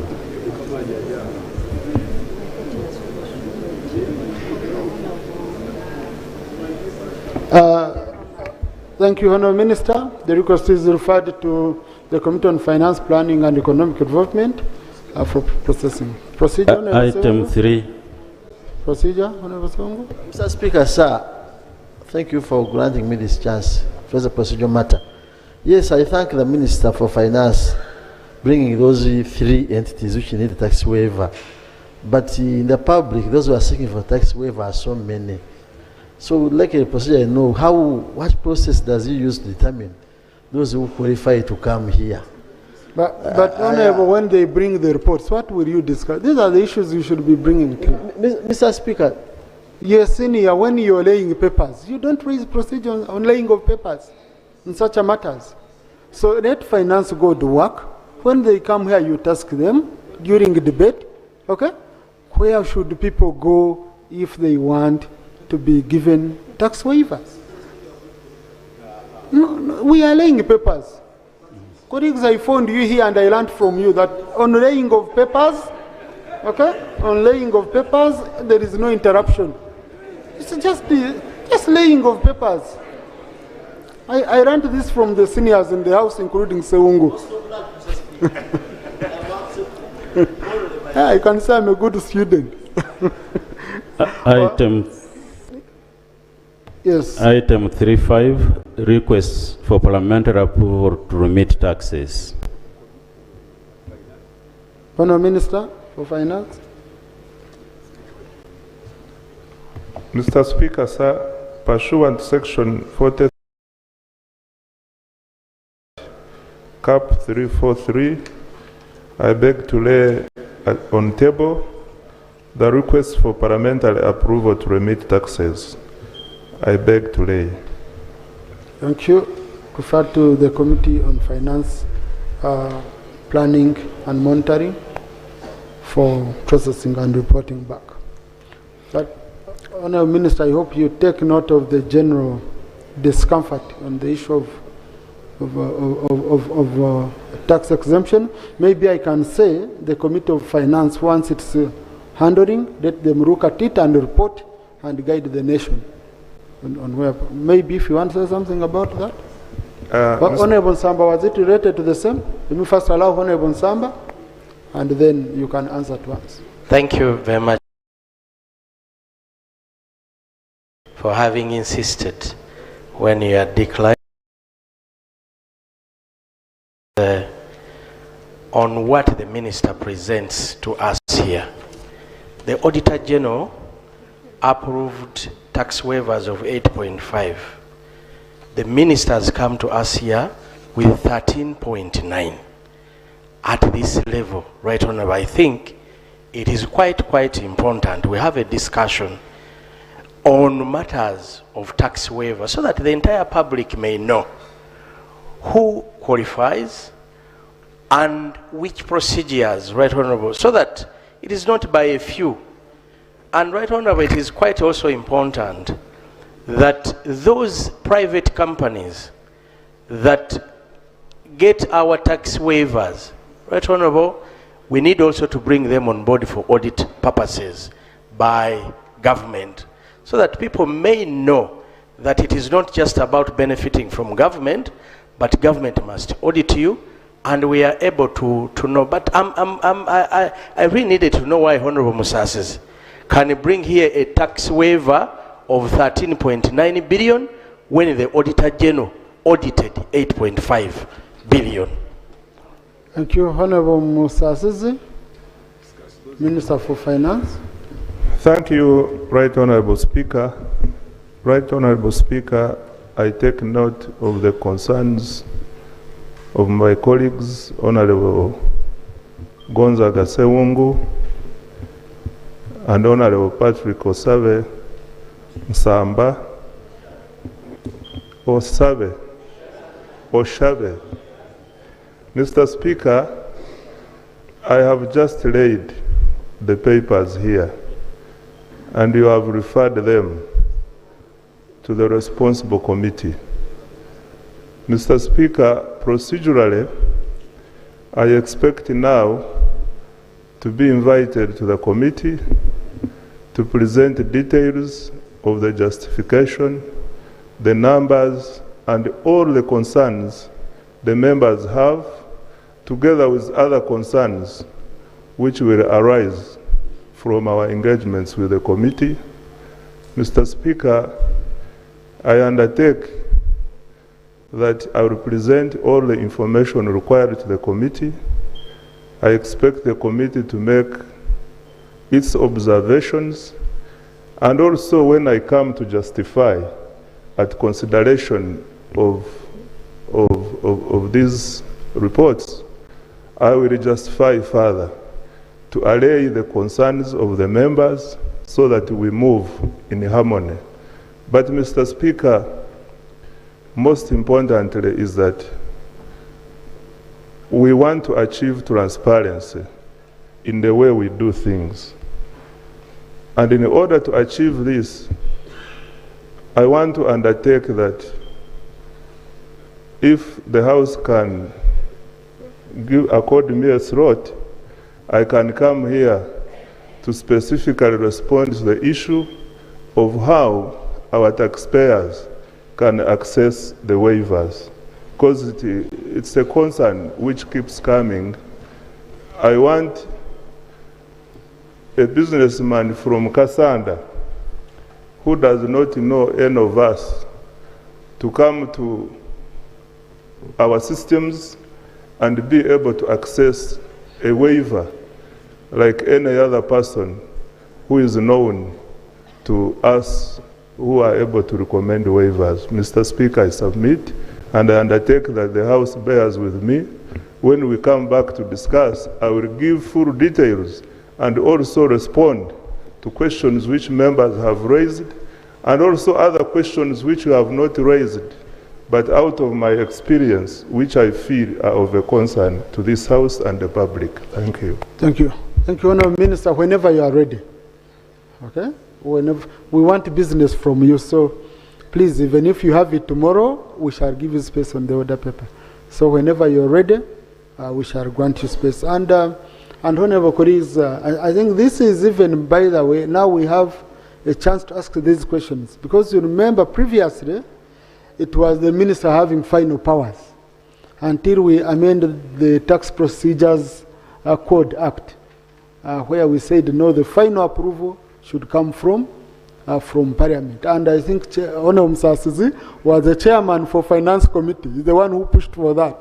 So thank you, Mr. Speaker. Maybe on a light note, I am the one who removed the powers from the minister to Parliament, and now here I am. Here I am practicing what I was trying to prevent. But it is good for transparency and to make the public, because we do these decisions in trust. It is good for the people who have given us responsibility to have full knowledge of what we are doing. Thank you. Thank you. Next item. Item number 4 on the other paper, approval of the verification committee for the by-election of members of the East African Legislative Assembly.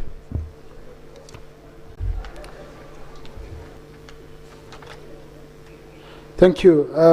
Honorable colleagues, as you are aware, our representatives to ARA, Honorable James Kakoza and Honorable Namar Dennis, vacated their seats following their election to the Parliament of Uganda, and we are glad to be having them here.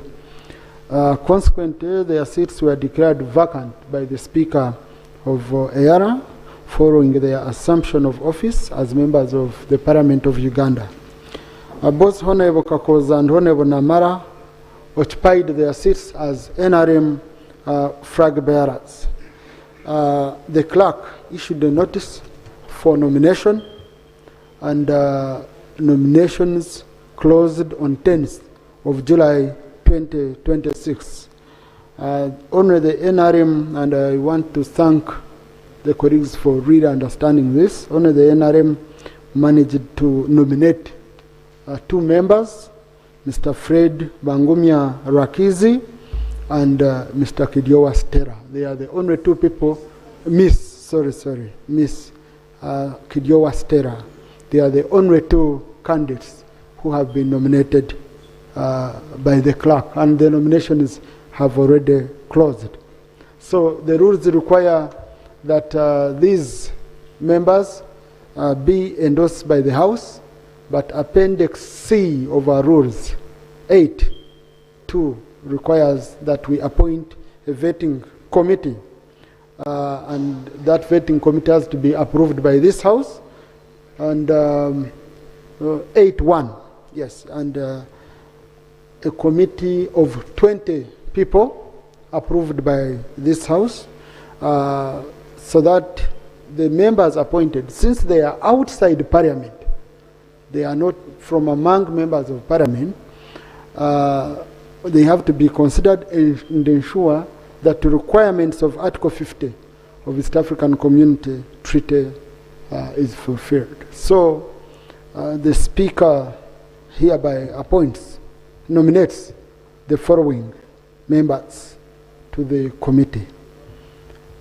Honorable Kateshumba Dixon as chairperson, Honorable Muir Paul, Honorable Ngavirano Charles, Honorable Ndezi Alex, Honorable Amede Agnes, Honorable Amanio Dravir Sheila, Honorable Namubiru Rabushija Margaret, Honorable Ofono Opondo Poder, Honorable Brigadier General Gonyi David Robert, Honorable Eunice Otuko Apio, Honorable Adeke Ann Ebaju, Honorable Asimwe Florence Akiki, Honorable Chala Erma Kapel, Honorable Naku Fiona, Honorable Alenyo Marshall Godfrey, Honorable Senteza Richard, Honorable Rokwanga Hirade, Honorable Mugabi Muzari Martin Kisure, Honorable Komakech Christopher, Honorable Akiwanuka Kefa.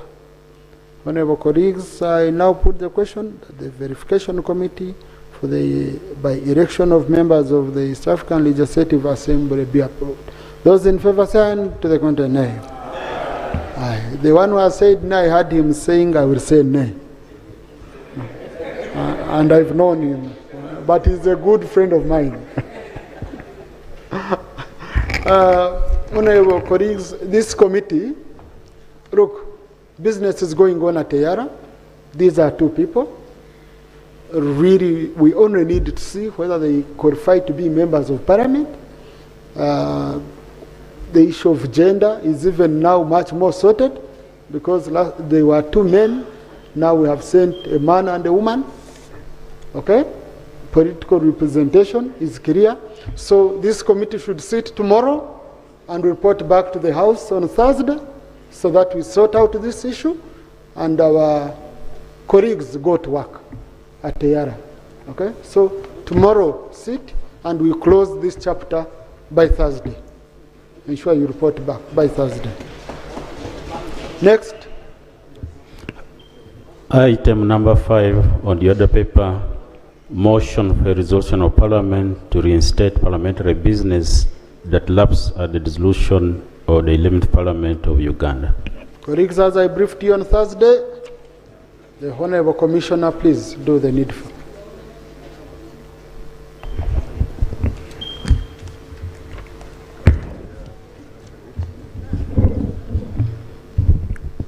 motion for a resolution of Parliament to reinstate parliamentary business that lapsed upon the dissolution of the 11th Parliament. This motion is moved under Rule 58 and 245(2) of the Rules of Procedure of Parliament. Whereas Article 77 of the Constitution of Uganda establishes the Parliament of Uganda and further provides that the term of Parliament shall be 5 years from the date of its first sitting after a general election, and whereas Article 96 of the Constitution provides that Parliament shall stand dissolved upon the expiration of its term, aware that the 11th Parliament was dissolved on the 24th of May 2026, having served its 5-year term. Noting that at the time of the dissolution of the 11th Parliament, there was parliamentary business pending consideration by the House and committees of Parliament. Recognizing that Rule 245(1) of the Rules of Procedure provides that parliamentary business pending before the House or a committee during a term of Parliament lapses upon the dissolution of Parliament. Appreciating that Rule 245(2) and 4 of the Rules of Procedure authorizes Parliament to reinstate by resolution within the first 14 sittings of the first session of the parliamentary business that lapsed upon the dissolution of the previous Parliament. Cognizant that parliamentary business that lapsed upon the dissolution of the 11th Parliament is of vital nature, relating to statutory reports, petitions, and statutory instruments, the consideration and approval of which is a preserve of Parliament. Now, therefore, be it resolved by this House that the following parliamentary business, which lapsed upon the dissolution of the 11th Parliament, be reinstated. 1. The political parties and organizations, inter-party organizations for dialogue resolutions 2025. 2. The annual report of the Auditor General to Parliament for the audit year ended 31st December 2025. 3. The National Planning Authority Annual Performance Report for financial year 2024-2025. 4. Petroleum Fund Annual Report for the year ended June 2025. 5. The 28th Annual Report of the Uganda Human Rights Commission on the state of human rights and freedoms in Uganda in 2025. 6. The Annual Performance Report of the Education Service Commission. 7. Petition by National Sports Officers Association over persistent discrimination of sports officers as non-scientists, lack of structure and inadequate welfare to support sports delivery services of local governments in Uganda. 8. Petition by Uganda Technical and Vocational Trainers Union over continuous neglect of the TVET subsector and the urgent need for parliamentary intervention. 9. Investigation into the destruction of Zoka Forest. 10. Inquiry into complaints by small and medium enterprises on historical leadership and governance challenges at Uganda National Bureau of Standards. 11. Report on a recommendation for a waiver of tax areas for the new Plan Limited. 12. Report on a recommendation for a waiver of tax areas for Fresh Cuts Uganda Limited. And finally, 13. Report on a recommendation for a waiver of tax areas for innovations for poverty action. I beg to move. Is the motion seconded?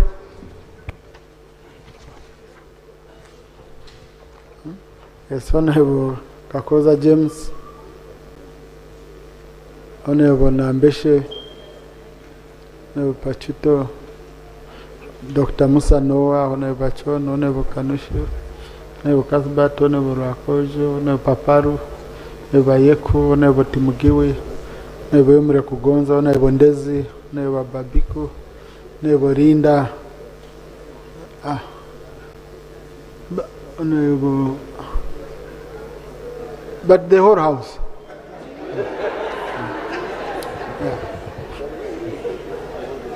No, just in 2 minutes, would you have to justify the motion? Thank you, Right Honourable Speaker, and members for seconding this motion. Right Honourable, the documents are here. When I finish my 2 minutes, I will beg to lay if it's necessary. No, you don't justify before laying. I thought you had laid. Okay. I beg to lay the following. The political parties and organizations, inter-party organizations for dialogue regulations 2025. I lay the consolidated audit report for the year ended 31st December 2025.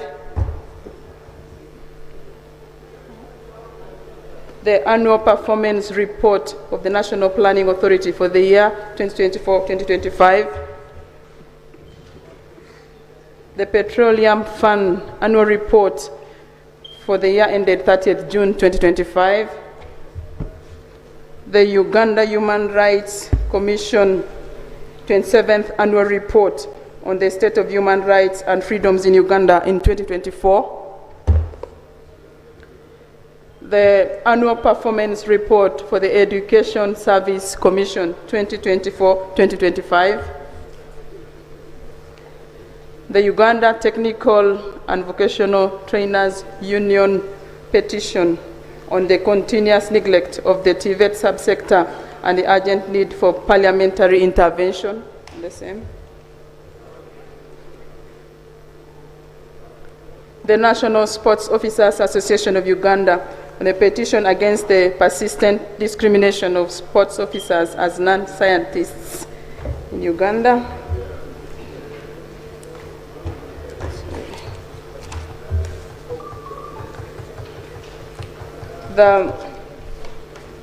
The letters for tax waivers on the areas of New Plan Limited, the waiver of the outstanding tax areas for Fresh Cuts Uganda Limited, the waivers for tax areas of the innovations for poverty action, and the write-off of tax by Klembe Mines Limited. So,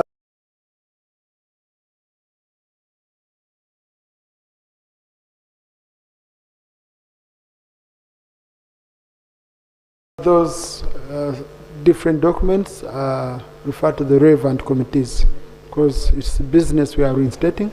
Let them go back to the committees where they were. Clerk, you will extract for each and you guide accordingly. Yes, Honorable Chirimira. Thank you, Right Honorable Speaker. In the 11th Parliament, the Honorable Asman Basarirwa was here seeking leave for Parliament to introduce a private member's bill with regards to the Kadhi courts. So the clarification I'm seeking from the mover is whether that matter was also put in consideration. Thank you. Right Honorable Speaker, the 13 matters that I have presented are the ones that in the wisdom of the Business Committee, they considered them a priority. The others maybe can come later, since we still have the grace period. You see, Honorable colleague, a motion which is not yet considered here for seeking leave cannot be reinstated. Okay, it is just still on the order paper. Leave is not yet granted. Okay? So, but also even for those bills where a member had already moved that much, any member can come and take them up, okay, and reintroduce them. So I would encourage you, if you're interested, this can be one of the issues you can take up as a member. You come, we grant you leave, and you continue the business. Much obliged, Right Honourable Speaker. Thank you.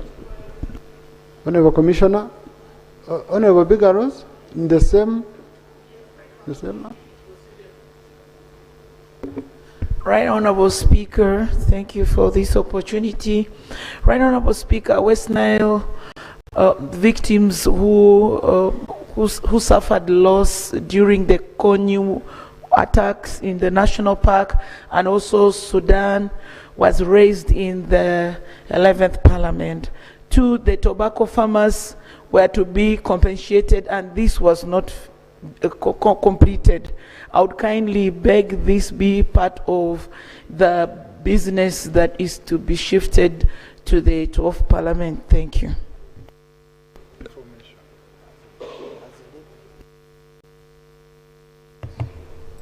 Right Honourable Speaker, not all the business of the 11th Parliament that was not done is in this motion, because some of those businesses can actually come through the members.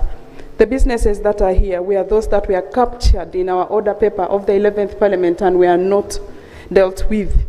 So there are some petitions that had not even appeared in our order paper. The members can still support the people of Uganda to bring those petitions, and they will be considered. Thank you. Right Honourable, the justification. Sorry, Commissioner, for being given a hard time and being interrupted. Just allow me. Thank you, Right Honourable Speaker. My name is Uchen Geoffrey, Member of Parliament for Kyoga North in Amalata.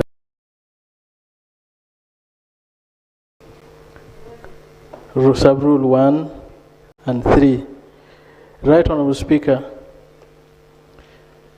as you may recall, a bill was not concluded in the 11th Parliament, and the President didn't assent to, and brought back some section for reconsideration. Wouldn't it be procedural right to be considered under unfinished business of the 11th Parliament? Thank you. No, Honourable colleagues, please. The business under Article 91 of the Constitution is totally different from business under Rule 245 of our Rules of Procedure. Rule 245 does with business which is before the House. Okay? So these are bills we didn't finish. These are petitions we didn't finish. But then business under which the President recommits to the House is business which the House had completed. In fact, when we are communicating to the President, we don't send him a bill. We send an act. He assents to an act. Okay?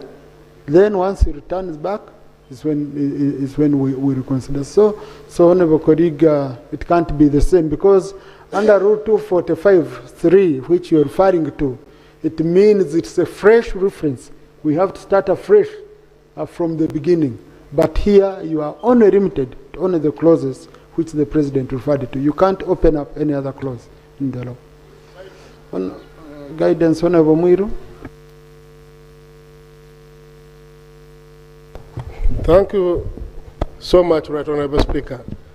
Right Honourable Speaker, given your guidance on business under Article 91, this takes me to there are bills which Parliament passed into Act, forwarded to the President for assent.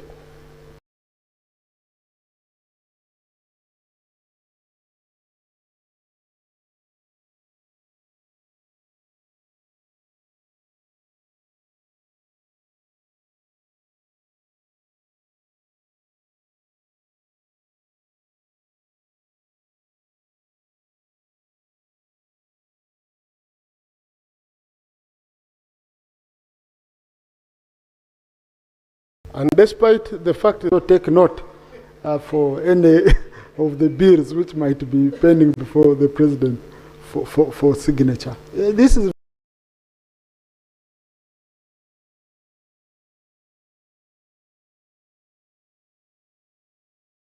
very important. for us to be able to do our work. Honorable colleagues, why don't we move?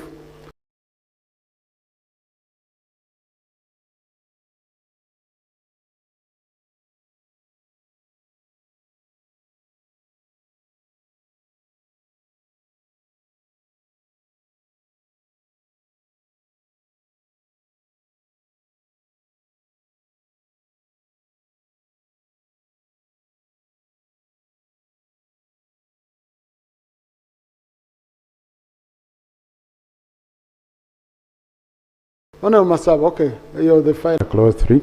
And then clause 5 tells us Parliament shall within 6 months after the submission of the report. 5 tells us Parliament shall within 6 months after the submission. Tells us Parliament shall within 6 months after the submission of the report referred to in clause 4 of this article debate, consider and report the report and take appropriate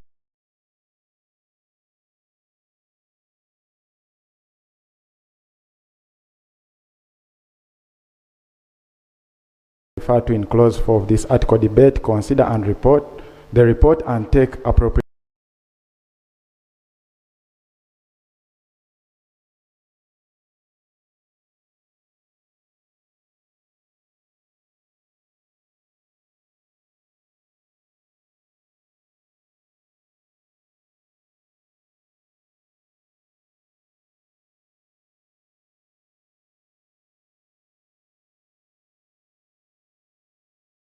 this month, 2 weeks away from now. So our 29th, which is this month, 2 weeks away from now. So us continuing with it or reinstating it, in my view, would be an illegality which could be challenged. I think the Auditor General would view would be an illegality which could be challenged. I think the Auditor General would maybe begin afresh the process, and we know when the Auditor General has brought the process, and we know when the Auditor General has brought or when he has laid before the process, and we know when the Auditor General has brought or when he has laid before.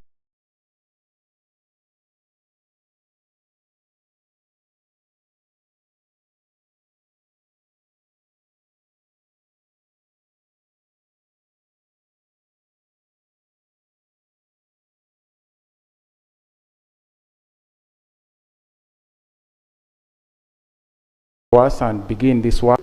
Oh, who is barred from debating? Oh, who is barred from debating? Okay? And controlled by Rule 86 of our Rules of Procedure on anticipation, I cannot really move quickly. So I allow the debate to take place, and then I guide if such a matter of the law comes up. Okay? So just let's first allow a member, she justifies why, despite all the legal provisions, she's moving that we have all this back on table, and then I'll guide after. Thank you, Right Honorable. I'll begin with that one which Honorable Karim has raised on the matter of the Auditor General's report for the accounts of government for the financial year 2024-2025. The reason we are reinstating this in the House is to give this House the privilege to review the Auditor General's recommendations so that we can inform policy, so that we can guide government, so that we can see what the money did, so that we can see the loopholes in the excesses of government. It is good for the country. Remember, this financial year I'm talking about is a year when our national budget leap jumped from 52 trillion to 72 trillion. It is not something we will sweep in the carpet and allow it to pass by time when we made a significant change in the volume of the budget of this country. So it is for the good of this parliament and the good of this country that the relevant committees look into the Auditor General's report for the financial year 2024-2025. One of the other issues that I have listed here is on the petroleum fund. Just before I rose up to raise this motion, the Minister for Finance laid another report report of the Petroleum Fund for this House to receive and review. The Petroleum Fund, given the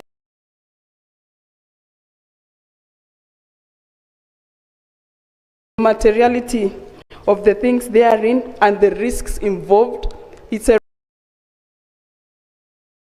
report that this House cannot just say, let it go by events. It's important that we look into it. You are very aware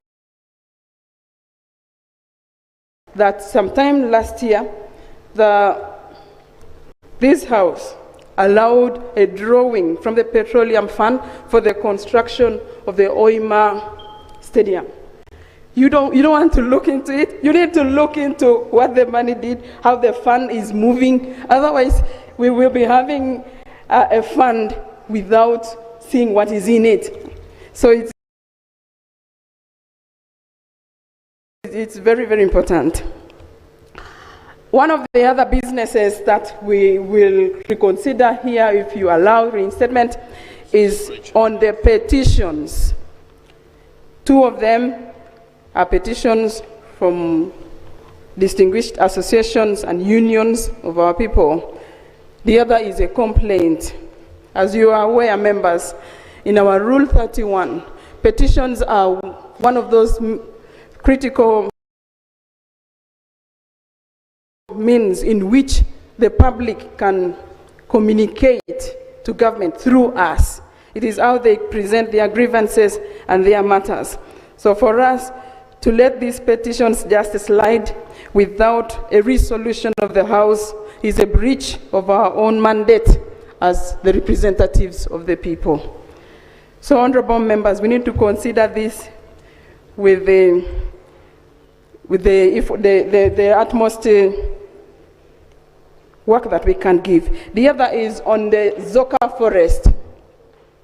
A few days ago, we were in this House debating about the climate change effects, what we are battling with. Now there is an investigation report into the destruction of the